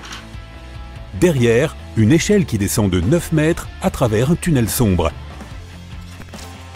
La première chose que tu fais, c'est de mettre le courant. Tout fonctionne avec des batteries robustes, alimentées par les panneaux solaires du dessus, sans compter le générateur de secours alimenté par du carburant. Avec un peu de chance, tu n'auras pas besoin de l'utiliser, mais 2 précautions valent mieux qu'une. Le bunker entier est construit en béton et en acier pour maintenir une durabilité maximale. Les murs ont plusieurs dizaines de centimètres d'épaisseur. Tu peux enfin pousser un soupir de soulagement car tu l'as atteint juste à temps. Tu sens soudain le sol vibrer. Les murs tremblent. La peur te serre la poitrine lorsque toutes les portes des armoires s'ouvrent et que la nourriture stockée commence à dégringoler. As-tu mal calculé? Est-ce que ce truc va tenir le coup? L'astéroïde est tombé loin de l'endroit où tu te trouves. Mais on a l'impression qu'il est tombé juste au-dessus de toi. Le bruit est assourdissant et les ondes de choc semblent ne jamais se terminer. La lumière vacille, la poussière en suspension trouble ta vision et remplit tes poumons. Tu attrapes un masque avec une dernière pensée. Ça y est, le bunker va s'effondrer. Au moins, j'aurais essayé. 1 mois plus tard, tu prépares le petit déjeuner après une autre nuit blanche. Heureusement, tu as stocké plus qu'assez de nourriture. Et quelle variété! Du thon en boîte, du bœuf séché, des haricots, des sardines. Et puis il y a les produits secs. Du riz, du lait en poudre, des pâtes, des nouilles et même des sucreries, du miel et du chocolat. Tu t'es aussi permis des sodas et des jus de fruits, mais l'eau constitue la majeure partie des liquides que tu as stockés. Cet endroit est et sera ta maison pendant, qui sait, des semaines, des mois, des années. Cette pensée te fait froid dans le dos. Au moins, tu te trouves dans un endroit idéal, loin dans les terres et de toutes côtes, de sorte qu'un éventuel raz-de-marée ne devrait pas pouvoir inonder ta région. Tu ne peux pas imaginer à quoi ça ressemble là-haut. Tu as besoin d'une distraction pour te distraire du pire des scénarios. Tu te promènes dans ta maison comme un agent immobilier qui la ferait visiter à des acheteurs potentiels. À l'entrée se trouve le salon. Un canapé et une table basse avec quelques vieux magazines et des jeux de société. Devant toi, une petite télévision à écran plat et un lecteur DVD. Malheureusement, pas d'internet, mais tous ces films devraient te tenir compagnie pendant un moment. Sur une table à proximité, il y a un système de radio et de télécommunication qui constitue tes oreilles et ta voix vers l'extérieur. Il y a aussi une bibliothèque avec toutes sortes de livres. Des classiques, des contemporains, de tous les genres, tant que cela t'occupe l'esprit. Et si rien de tout cela ne t'aide à passer le temps, il y a toujours les consoles de jeux vidéo reliées à la télé. Ah oui, et la salle de gym. Plutôt rudimentaire, juste un tapis de course et des haltères. Tu essaies de faire beaucoup de cardio et d'haltérophilie pour te maintenir en forme et en bonne santé. En tout cas pour quelqu'un qui vit sous terre comme une taupe. Bien sûr, il y a la cuisine. Il y a un mini-frigo de bonne taille et un évier en acier inoxydable, avec un tas de placards pour ranger toutes tes provisions. Tu as relié cet endroit avec des tuyaux qui amènent l'eau potable. Au cas où ceci cesserait de fonctionner, tu as aussi stocké de l'eau. La salle de bain a des toilettes fonctionnelles, un lavabo et une douche reliés à la pompe d'eau chaude. Il y a même un lave-linge et un sèche-linge à proximité. Il y a aussi un petit atelier. Si quelque chose se casse, tu peux le réparer ici. Tu peux aussi construire des choses à partir de matériaux de récupération. Une chaise ou une table si nécessaire, ou une petite figurine à mettre sur l'étagère pour te tenir compagnie. En descendant quelques marches, on trouve une autre pièce vitale du bunker, la serre. Pour des raisons évidentes, tout est alimenté avec de la lumière artificielle. Tu serais bien plus mal loti si tu n'avais pas tes fruits et légumes frais. Tout cela est autonome également. Toutes les récoltes pourries et autres mauvaises herbes servent à faire du compost pour le sol afin de le garder bien nourri. En revanche, tu peux oublier la viande pour les protéines. Le quinoa, les haricots, les lentilles, les pois chiches et les champignons font le travail. Et juste au cas où tu n'aurais pas tous les minéraux dont ton corps a besoin, tu as réussi à faire des réserves de compléments alimentaires. La vitamine D est un élément important pour la vie sous terre, privée de soleil. Non loin de ta petite ferme souterraine se trouve ta chambre. Elle est dotée d'un grand lit, d'une table de nuit à droite, d'une petite armoire à gauche. Tu n'as pas beaucoup de variété dans tes vêtements, mais qui va remarquer que tu portes 2 fois la même tenue? Les acariens? Il faut descendre une échelle pour trouver la salle du générateur. Ce n'est pas pour rien qu'elle est plus profonde et scellée avec des matériaux insonorisés. Le générateur s'enclenche de temps en temps et il est assez bruyant. Il est également relié au système de ventilation, de sorte que l'échappement se fait à l'extérieur. Ensuite, il y a la salle poumon. Toutes ces boîtes d'apparence bizarre sont des pompes qui apportent l'oxygène du monde extérieur. Elles sont dotées d'un système de filtration avancé pour nettoyer l'air avant de le propulser dans ton abri. En bas, il y a aussi la salle de stockage. Toutes les pièces de rechange y sont. Un canapé supplémentaire, un matelas, des éviers. Même 2 congélateurs pour les produits surgelés, juste au cas où. Comment se déroule une journée type dans le bunker? D'abord, tu prépares le petit déjeuner et prends une tasse de café. Ensuite, tu te diriges vers la radio pour savoir s'il y a eu des nouvelles du monde extérieur. Jusqu'à présent, il n'y en a pas eu. Dès que tu as terminé, tu te diriges vers la serre pour t'occuper de ton potager. Tu aimes vraiment être là car tu as l'impression d'être à l'extérieur et de profiter de la nature. Au moins un petit peu. Tu choisis tout ce qui est mûr et tu l'apportes à la cuisine pour le laver. Et c'est déjà l'heure du déjeuner. Tu te prépares une bonne salade de concombres, de tomates et de laitue. Quelques betteraves pour aller avec, des pâtes et tu manges tout. Après le déjeuner, tu regardes un DVD que tu n'as pas vu depuis longtemps. Après le film, tu fais le tour de l'abri en vérifiant rapidement les niveaux d'oxygène et d'eau. Il se trouve qu'aujourd'hui est aussi le jour où tu as prévu de vérifier le générateur. Tu descends au sous-sol pour jeter un coup d'œil sur le niveau de carburant et les filtres à oxygène. Tout va bien jusqu'à présent. Cependant, l'idée d'un séjour encore plus long t'inquiète. Et si tu arrives à court de carburant? Tu passes quelques heures dans l'atelier à bricoler. En ce moment, il n'y a pas de projet de réparation et tu ne te sens pas particulièrement créatif. Alors tu vas à la salle de sport. Aujourd'hui, c'est le jour des jambes. Ce que tu redoutes, il y a des choses qui ne changent pas. Avant que tu t'en rendes compte, c'est l'heure du dîner. Tu fais chauffer des nouilles et tu te détends dans le salon en écoutant quelques-uns de tes morceaux préférés sur le lecteur de musique. Cet abri t'a coûté un peu plus de 100 000 € pour le creusage du site, la construction et l'installation de tous les systèmes nécessaires à ta survie. Et cela n'inclut pas la nourriture supplémentaire et les activités personnelles prévues pour le bunker. Oui, tu as de la chance. Tous ces luxes rendent la vie presque agréable. Aucune nouvelle du monde extérieur après un mois entier. Tu as toujours été un peu introverti, mais cet endroit commence à te peser un peu. Tu te sens seul. Le son de la radio te fait sortir de tes pensées. Des parasites? Non, une voix étouffée. Quelqu'un essaie de te contacter. Tu te précipites vers la radio, tu trébuches presque à cause du choc. Enfin, tu es submergé par l'émotion. Tu t'es bien habitué à ta vie sous terre, mais il est enfin temps d'ouvrir la porte et de te risquer dans le vaste monde. Ah, la beauté de la nature tout autour de toi, l'air frais et des jours de repos et de méditation loin de la civilisation. Mais tu as marché pendant un certain temps pour arriver jusqu'ici et maintenant, il est temps d'installer ton campement.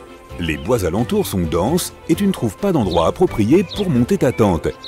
Puis tu vois une belle parcelle de verdure complètement dépourvue d'arbres et parsemée de quelques petits buissons. Tu y vas satisfait de ta trouvaille et tu commences à installer ta tente.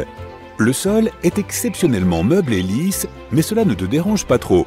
Tant mieux, les piquets rentrent dans le sol comme un couteau dans du beurre.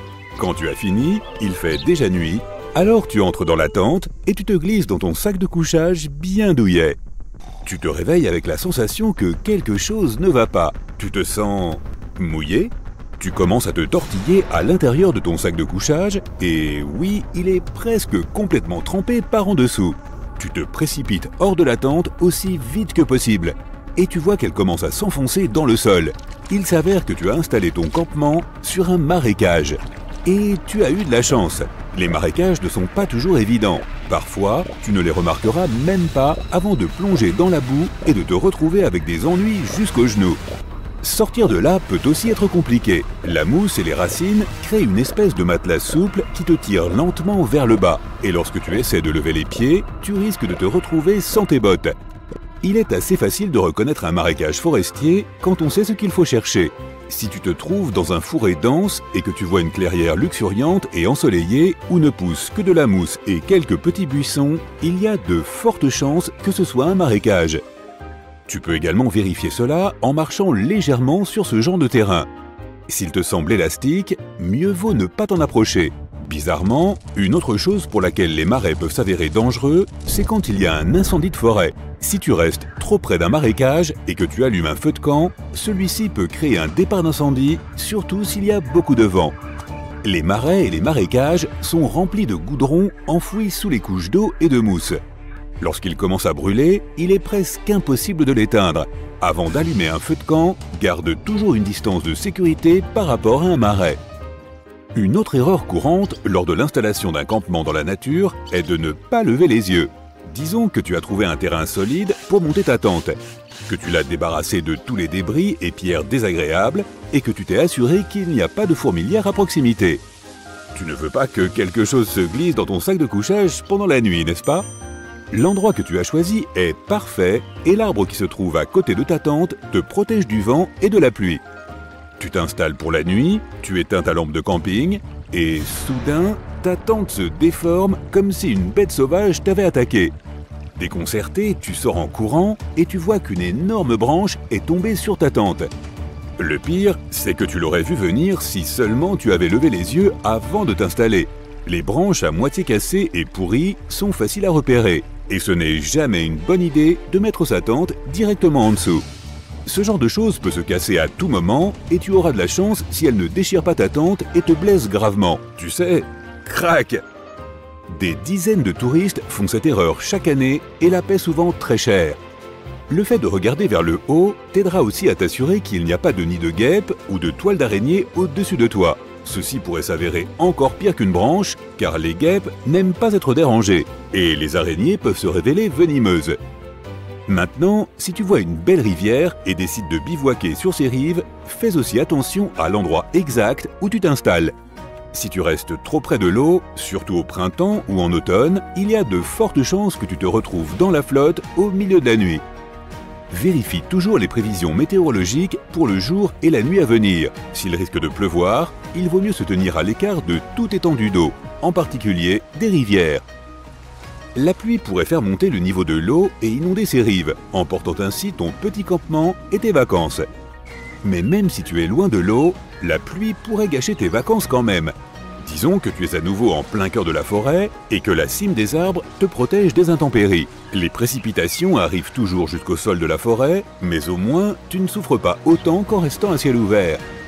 La nuit suivante, lorsque tu installes ton campement dans un autre endroit, tu sens que le sol est mou et élastique. Cependant, ce n'est pas un marécage. La pluie de la dernière nuit a seulement rendu le sol spongieux. Si tu te retrouves dans un endroit pareil, il vaut mieux t'installer dans un endroit où le sol est plus dur. Le problème, c'est que les terrains lisses et meubles peuvent commencer à se désagréger sous tes pieds à n'importe quel moment.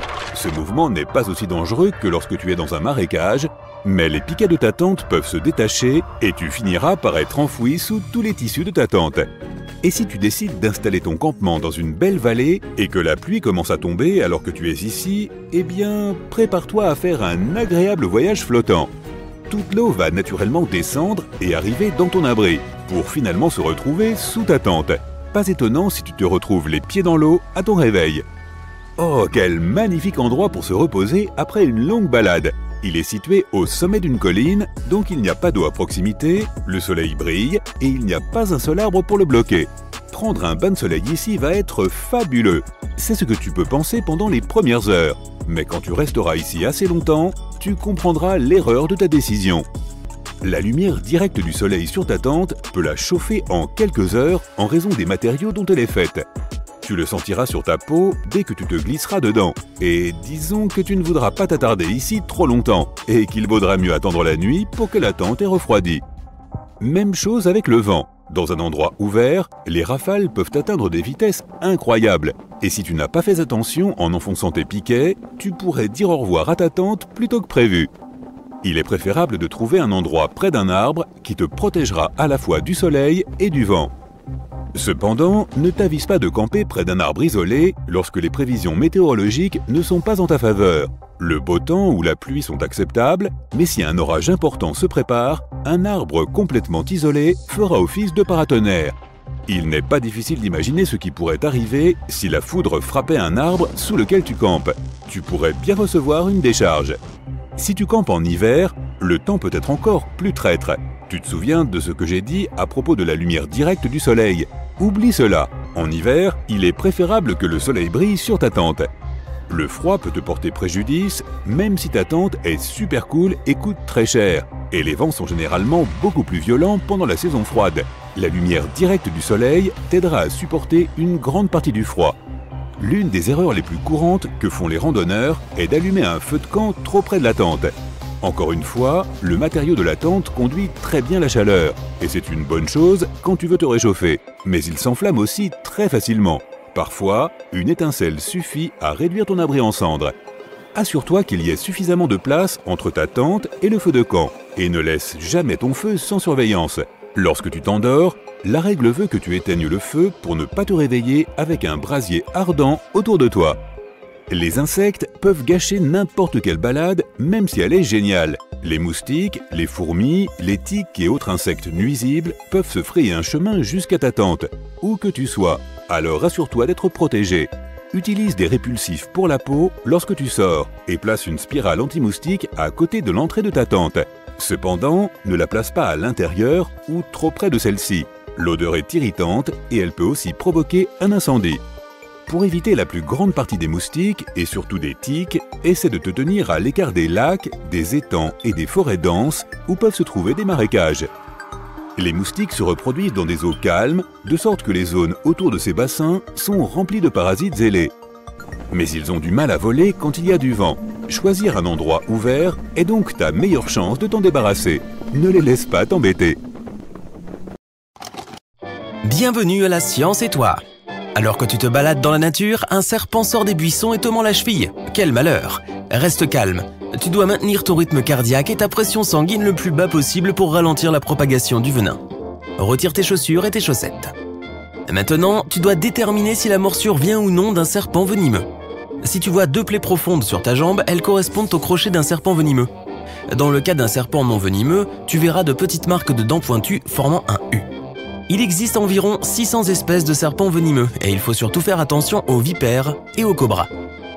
Chacun de ces serpents a un type de venin différent et nécessite donc des soins différents. Si une vipère te mord, n'appuie pas sur la blessure. Le fait d'emprisonner le venin dans une même zone pourrait aggraver les dommages causés au tissu. Tu dois rapidement te rendre à l'hôpital le plus proche pour te faire soigner. Si un cobra mord quelqu'un, il faut faire un bandage de compression sur la morsure pour empêcher le venin de se répandre dans le système sanguin. Garde un œil sur la victime pour s'assurer qu'elle respire bien, car le venin de cobra peut paralyser le diaphragme. N'essaye pas d'aspirer le venin. Il se propage si vite dans le sang que ça ne servira à rien. Observe bien le serpent et si possible, photographie-le pour le montrer au personnel médical. Essaye d'avoir une image nette. Passons maintenant aux allergies. La plupart des gens réagissent aux composés allergènes par un écoulement nasal ou des éternuements. Mais d'autres réagissent de manière beaucoup plus complexe. Une éruption cutanée peut être le signe d'une réaction allergique. Ce genre d'irritation peut apparaître 1 semaine après l'exposition aux composés allergènes. Il y a quelque temps, une personne à qui on avait installé un appareil dentaire a développé des éruptions cutanées sous sa montre et sur le ventre. Il s'est avéré qu'elle était allergique au nickel contenu dans les bagues de l'appareil. Si des cloques apparaissent sur ta peau après être exposé au soleil pendant 1 ou 2 heures, il ne s'agit pas d'un coup de soleil, mais bien d'une réaction allergique. Tu peux aussi avoir des rougeurs, boutons et desquamations. Si cela se produit, rends-toi rapidement aux urgences. On t'examinera et t'expliquera que faire. Certains médicaments peuvent être mis en cause, mais aussi des fruits comme les agrumes ou certains tubercules. Si tu es allergique au pollen, méfie-toi des fruits et légumes.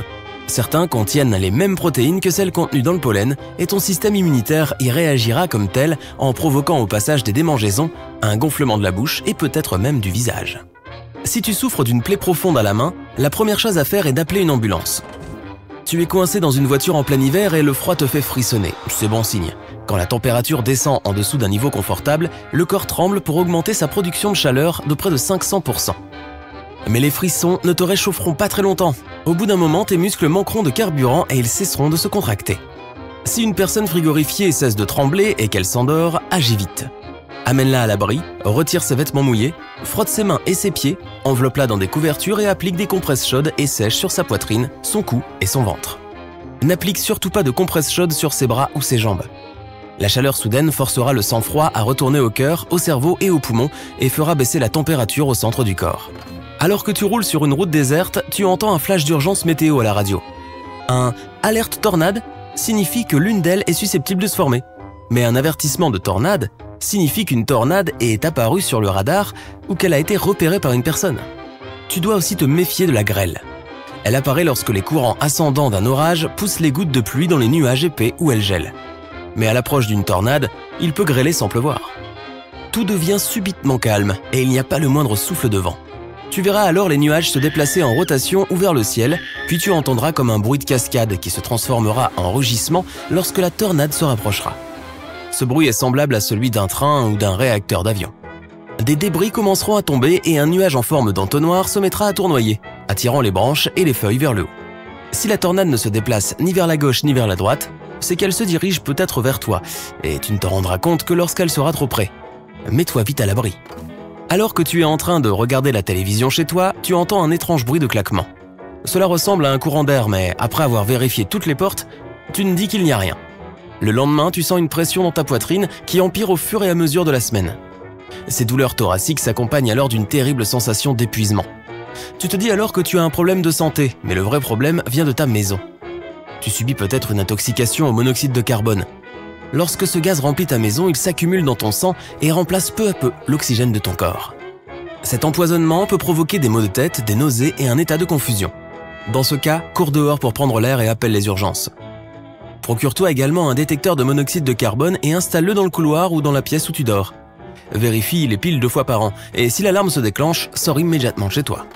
Alors que tu fais du patin à glace sur un lac gelé, tu entends un craquement et tu te retrouves subitement dans l'eau glacée. D'abord, ton corps va entrer en état de choc à cause du changement soudain de température. Ne panique pas, ça passera au bout d'1 à 3 minutes. Trouve alors un morceau de glace solide auquel t'accrocher. N'essaye pas d'y grimper, mets simplement tes bras sur la glace et pousse avec tes jambes comme si tu voulais nager en avant. Cela t'aidera à ramper doucement hors de l'eau. Une fois que tu es sur la glace, ne te lève pas, car ton poids se concentrera sur une petite surface de glace et elle craquera de nouveau. Continue à ramper ou rouler jusqu'à atteindre la terre ferme. Saurais-tu briser la vitre d'une voiture en toute urgence? Ces vitres sont constituées de plusieurs couches de matériaux dont le but est de les rendre résistantes. Voici comment faire. Évite le pare-brise et la lunette arrière, car ils sont plus difficiles à casser. Opte pour les vitres côté conducteur ou passager. Si tu as un marteau, ne vise pas le centre de la vitre, mais plutôt les bords, là où la vitre est moins résistante. Si les vitres résistent au marteau, tournevis ou autre outil, cherche une petite pierre pointue. Si cela ne fonctionne pas, essaie avec une bougie d'allumage. Ouvre le capot ou retire la bougie, casse le boîtier en porcelaine et frappe la pièce de céramique n'importe où sur la vitre. Imagine que tu es en vacances quelque part au bord du Pacifique. Soudain, tu ressens une forte secousse. C'est peut-être le signe avant-coureur d'un tsunami qui approche. Il pourrait aussi déclencher de grosses vagues à plusieurs milliers de kilomètres de distance. Mais il y a d'autres signes qui annoncent l'approche d'un tsunami. L'un d'eux est le changement soudain du niveau de l'eau. Si tu vois l'eau se retirer rapidement et découvrir le fond, cours te réfugier à au moins 30 mètres d'altitude et à 1,5 km à l'intérieur des terres. Selon de nombreux experts, lorsque l'eau de mer commence à se retirer, il reste 5 minutes pour évacuer avant que la vague géante ne frappe. Et n'oublie pas, la science et toi est toujours là pour t'aider.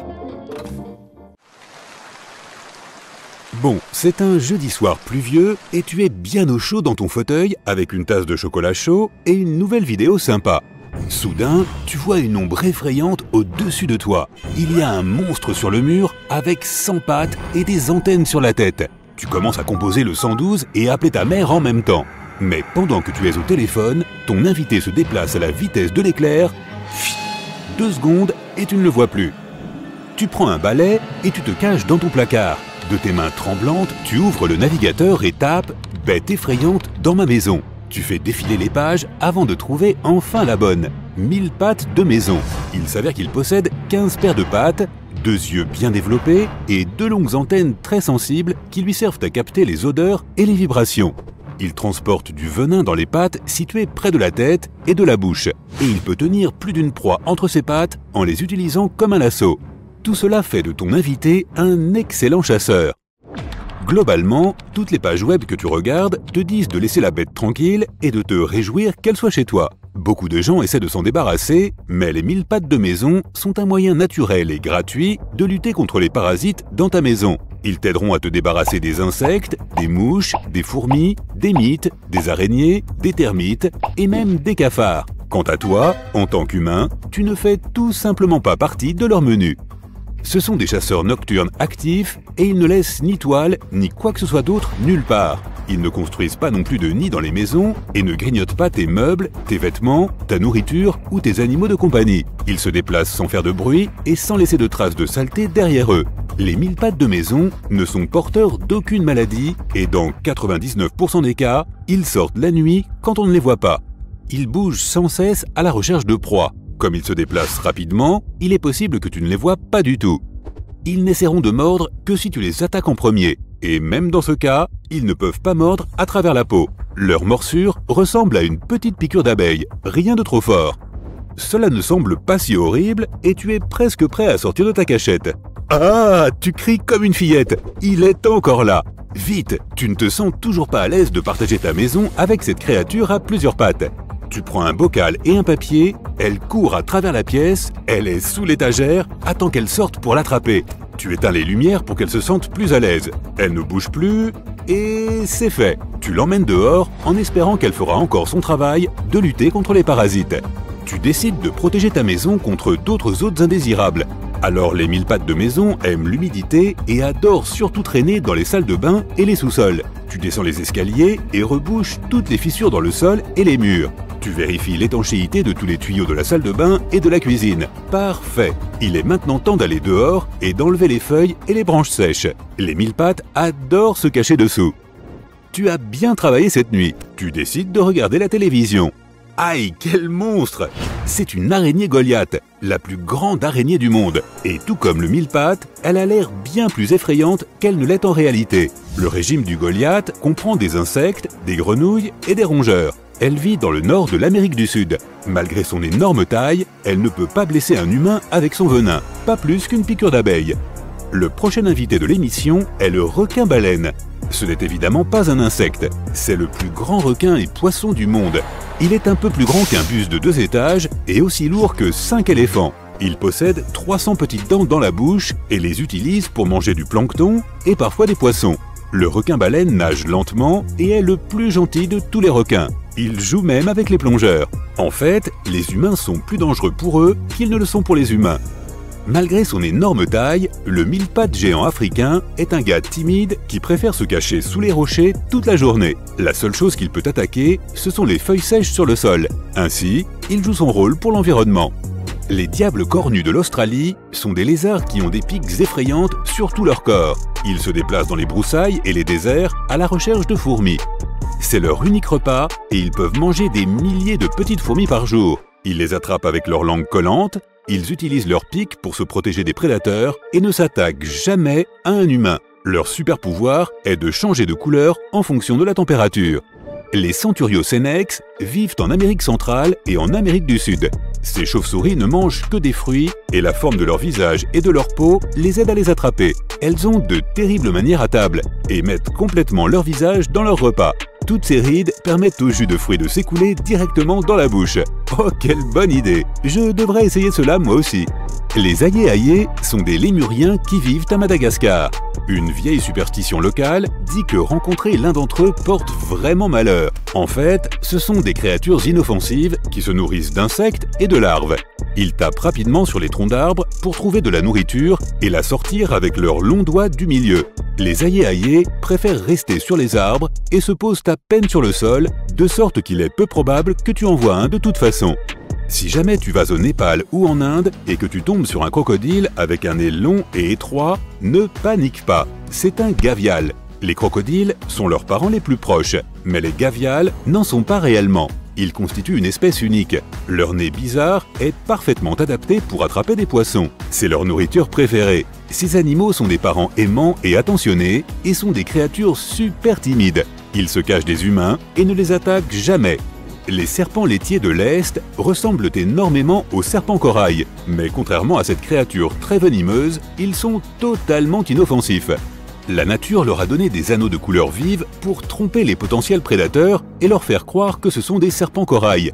Grâce à ce mimétisme, ils survivent dans différents endroits, des plaines rocheuses aux zones agricoles et aux granges. Certaines personnes possèdent même des serpents laitiers comme animaux de compagnie. Ok, mais il vaut mieux que tu vérifies bien les motifs de couleur avant. Les tortues mata-mata sont super paresseuses. Elles ne nagent même pas, mais marchent dans les ruisseaux et les marécages, où le débit d'eau est très réduit. Elles ne sortent de l'eau que pour pondre des œufs. Les mata-mata ne chassent pas, mais attendent que leur nourriture passe. Lorsqu'elles voient un poisson, elles tendent le cou et l'avalent comme un aspirateur. Elles doivent le faire parce que leurs mâchoires ne peuvent même pas mâcher. Les pauvres! La diacrisie de Virginie a aussi peur de toi que toi d'elle et essaie d'éviter le contact à tout prix. Leurs nourritures préférées sont les feuilles, bouleaux, saules, érables, noix, choux, etc.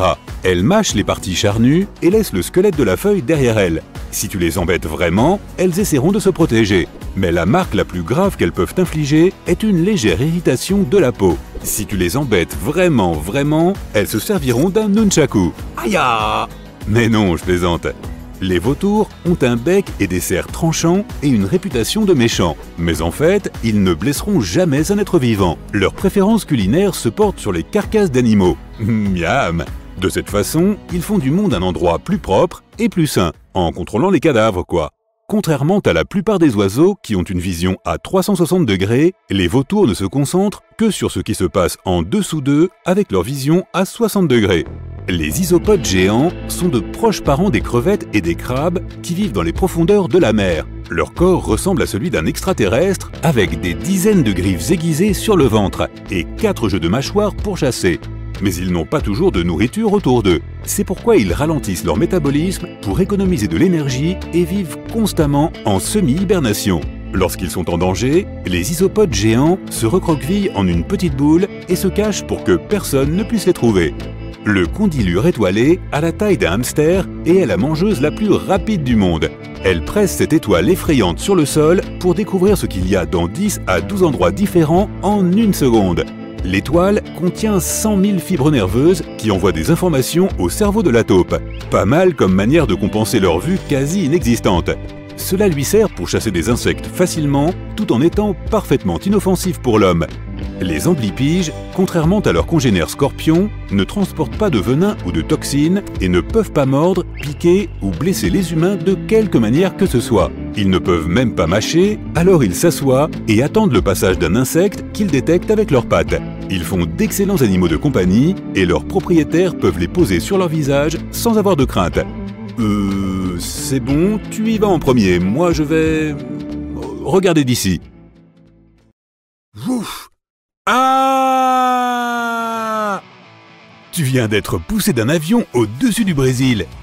Et il n'y a rien d'autre que toi, ton parachute et le sol bien en dessous qui se rapproche à toute vitesse. Ouvre-toi, saleté de parachute! Ouf, enfin! Mais tu remarques que tu descends toujours à la verticale. Oh non, tu vas tomber dans le fleuve Amazon. Il n'y a rien d'autre à faire. Splash! Tu es dans l'eau couvert par la lourde toile. Tu la repousses sur le côté et luttes pour te libérer de ce piège. Tu cherches tes repères, mais à peine libéré, tu remarques d'étranges mouvements sous l'eau.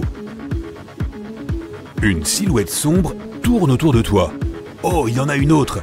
Puis 2, 3, 5 et tout un banc de poissons. Et il semble s'intéresser un peu trop à toi. Oh non, tu te fiches d'effroi. Des piranhas. Tu voudrais hurler et t'enfuir, mais... Attends, ces piranhas paraissent calmes, voire même timides, et ils ne t'attaquent pas. En fait, c'est comme pour la plupart des animaux, ils ont plus peur de toi que le contraire. En plus, ils sont plus charognards que chasseurs, donc ils ne vont pas se précipiter sur toi. Mais si tu fais un geste brusque, ils risquent de paniquer et de vouloir venir vérifier ce qui se passe, avec leurs dents bien sûr. Certaines espèces de piranhas sont même végétariennes.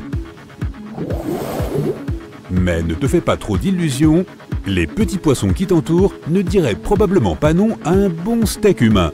Alors reste calme et essaie de te déplacer très lentement. Les piranhas à ventre rouge, les plus dangereux de tous, ont une très bonne ouïe et réagissent au bruit. C'est comme ça qu'ils localisent leur proie.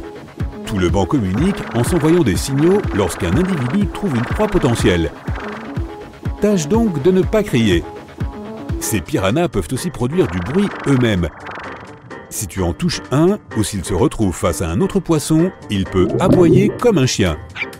Comme s'il n'était pas déjà assez effrayant. Ne te débarrasse pas tout de suite de ton parachute. Quelque chose dans ton sac à dos peut aussi protéger tes mains et tes pieds. Ce sont des cibles vulnérables, accessibles et probablement assez savoureuses que les piranhas pourraient choisir.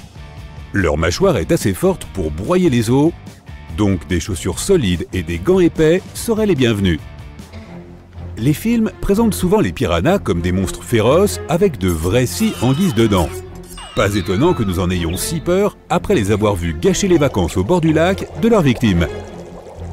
Hollywood a en fait repris l'idée qu'a eue Theodore Roosevelt au début du XXe siècle. Il a écrit un livre dans lequel il décrivait les piranhas comme les poissons les plus féroces du monde. Il a dit en avoir vu un banc dévorer une vache entière en quelques secondes. En fait, ce n'est pas tout à fait ça. Des recherches ont prouvé que ce n'est pas ce qui se passe habituellement lorsque des humains ou de grands animaux sont confrontés aux piranhas.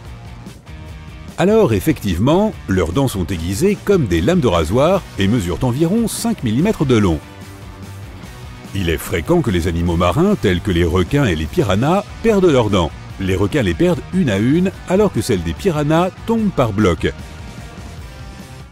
Les piranhas ont une puissante morsure et la raison pour laquelle ils peuvent dévorer des animaux faisant plusieurs fois leur taille est qu'ils ne perdent pas de temps à mastiquer. Lorsqu'ils claquent leur mâchoire, la nourriture part directement dans leur ventre. Et ils tournent, changent de position et se relaient incroyablement vite. Donc, quand tu vois ce genre de bouillonnement dans l'eau, c'est que c'est le chaos. Le méga-piranha, l'ancêtre des piranhas actuels, vivait il y a environ 10 millions d'années et il avait une morsure incroyablement forte. En comparaison, la morsure du T-Rex n'était que 3 fois plus puissante, alors qu'il était bien plus gros que le méga-piranha, qui ne pesait qu'environ 10 kg. Et nous ne faisons pas partie de leur alimentation quotidienne. Les piranhas préfèrent les restes d'animaux ou les vieux animaux malades qui ont du mal à se déplacer. Heureusement que tu n'es pas à proximité de leurs œufs, car ils n'hésiteraient pas à les protéger à coups de dents. Seul ce genre de situation, combiné à une très grande faim, pourrait expliquer une attaque un peu extrême, comme pour la vache dans l'histoire de Roosevelt. Par contre, les recherches ont démontré que pour s'occuper d'un animal aussi gros en 5 minutes, il faudrait environ 500 piranhas, soit beaucoup plus que n'importe quel banc jamais observé. En fait, un banc de piranhas moyen compte environ 20 individus, donc on est loin du compte. Les piranhas préfèrent les eaux calmes, chaudes et peu profondes pour se reposer et se reproduire. Alors si tu en as l'occasion, essaie de te déplacer vers des eaux plus profondes et plus froides avec davantage de courant. Bon, maintenant que tu as réussi à échapper aux piranhas, tu nages, la rivière t'emmène au loin et... Oh non, un aileron se dirige vers toi. Comme si le fleuve Amazon n'était pas déjà assez effrayant, il contient aussi des requins. Et pas n'importe quel requin. Il s'agit du requin taureau, l'une des espèces les plus dangereuses avec les requins tigres et les requins blancs. C'est même celui qui possède la plus puissante morsure des trois. Piranha, qui, ces gars sont dans bien plus de films qu'eux. Les requins taureaux vivent aussi bien en eau douce qu'en eau salée, et ils adorent les eaux chaudes et peu profondes des fleuves, comme celle où tu te trouves en ce moment. Ils n'élèvent pas leurs petits et ne pondent pas d'œufs. Tout comme les mammifères, leurs petits naissent déjà formés, c'est pourquoi ils préfèrent les eaux douces. Ils peuvent y manger des tortues, oiseaux, crustacés et autres poissons. Ceux qui vivent en Afrique s'attaquent même aux hippopotames. Mais ça ne se passe pas toujours bien pour eux. Ils ne sont pas vraiment difficiles en matière de nourriture. Ils te goûteraient donc volontiers si tu t'approchais de l'un d'eux. Même si tu aimerais juste pouvoir te téléporter ailleurs à ce moment-là, tâche de rester calme. Peut-être que ce requin a déjà trop mangé, car il passe à côté de toi sans te montrer le moindre intérêt. Déplace-toi lentement, flotte et garde un œil sur lui en attendant qu'il s'éloigne de toi. Mais ça n'en finit jamais. Un second requin s'approche et, ce coup-ci, les règles semblent différentes. Ces animaux préfèrent les proies faciles qui nagent tout droit dans leur bouche. Donc, ils apprécieraient que tu te laisses faire sans te défendre. Mais c'est exactement l'inverse de ce que tu vas faire. Privilégie les parties de son corps les plus sensibles, comme les yeux, les branchies et le nez, surtout si tu as des objets pointus. Comme tu es en eau peu profonde, prends une position défensive en fichant tes pieds dans le fond. Fais preuve d'imagination avec tous ces mouvements que tu as déjà vus dans les films d'arts martiaux. S'il y a des troncs, des rochers ou tout autre obstacle solide autour de toi, recule contre eux pour que le requin ne puisse pas te surprendre par derrière. Si ce n'est pas le cas, il serait préférable d'avoir un compagnon pour vous coller dos à dos et couvrir toutes les directions. Et boum, tu l'as eu dans l'œil. Surpris, le requin s'éloigne. Mais ne t'emballe pas, il reviendra sûrement dès que son œil ira mieux. Il est donc temps de laisser libre cours à ta panique et de nager aussi vite que possible pour quitter cette eau et toutes les créatures qu'elle cache. Tu atteins la berge, tu reprends ton souffle en essayant de te détendre. Ouf, c'est fini maintenant. Quoi? Oh non, encore un bruit? Mais qu'est-ce que c'est encore? Tu survoles l'océan Pacifique quand soudain une tempête s'abat sur l'avion et le fait trembler. L'avion commence à descendre et tu perds le contrôle. Tu t'équipes rapidement d'un parachute, tu t'éjectes de l'avion et tu atterris sur une île. Heureusement que tu étais le seul à bord de l'engin qui transportait des marchandises à l'étranger. Par chance, la tempête n'a pas endommagé ton parachute. Tu te détaches et tu te diriges vers l'abri le plus proche, sous des palmiers. Tu attends la fin de la tempête. Le lendemain, le soleil brille et les vagues semblent agréables et amicales. Tu te réveilles et regardes autour de toi. Il n'y a rien d'autre qu'une grande étendue d'eau qui t'entoure de toutes parts. Il n'y a ni bateau, ni humain, ni aucun autre être vivant dans les parages. Tu parcours l'île, essayant de trouver quoi que ce soit. Tu ne sais même pas ce que tu cherches. Sur un côté de la petite île, tu vois de la ferraille et des restes de l'avion échoués sur le rivage. Tu t'y précipites et essayes de voir s'il y a quelque chose d'utile. Malheureusement, tout a été détruit, sauf une boîte scellée qui s'en est sortie.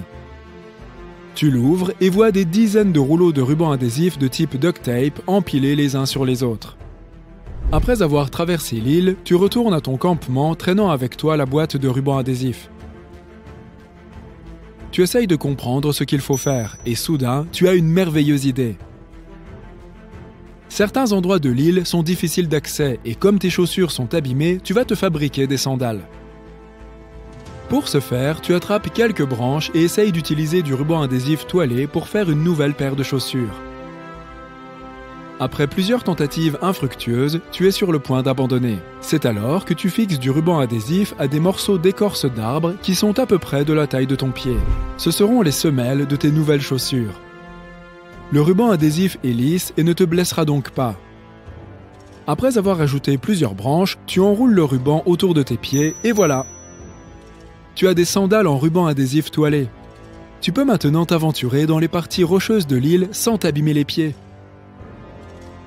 En marchant le long de l'île, tu commences à sentir la chaleur.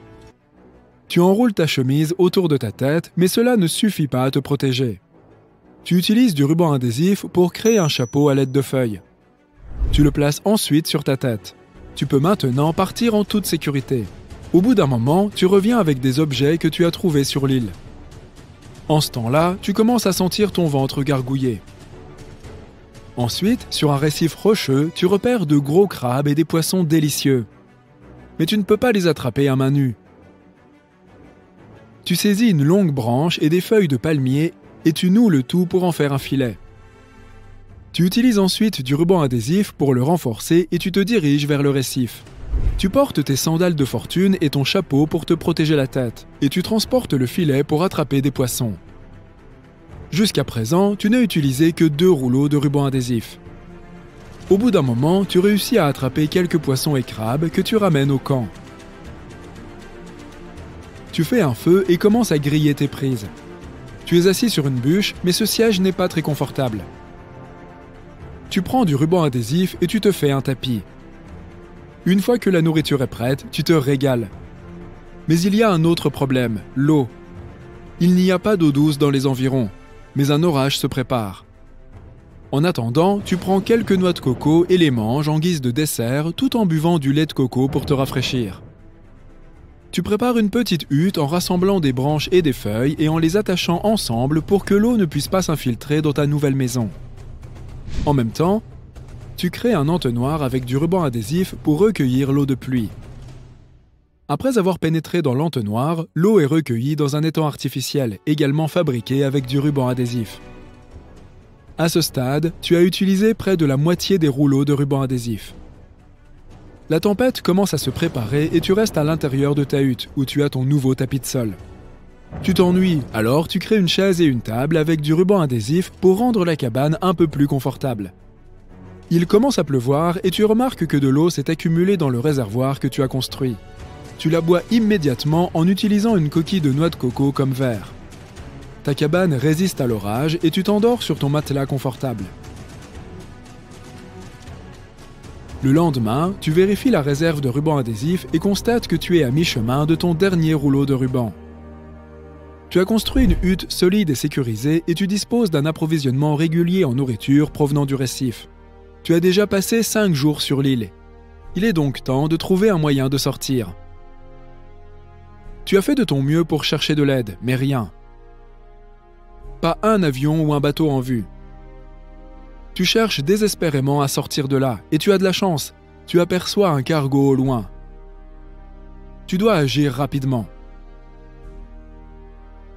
Après avoir passé en revue ta boîte de rubans adhésifs, tu décides de créer un radeau pour partir en mer.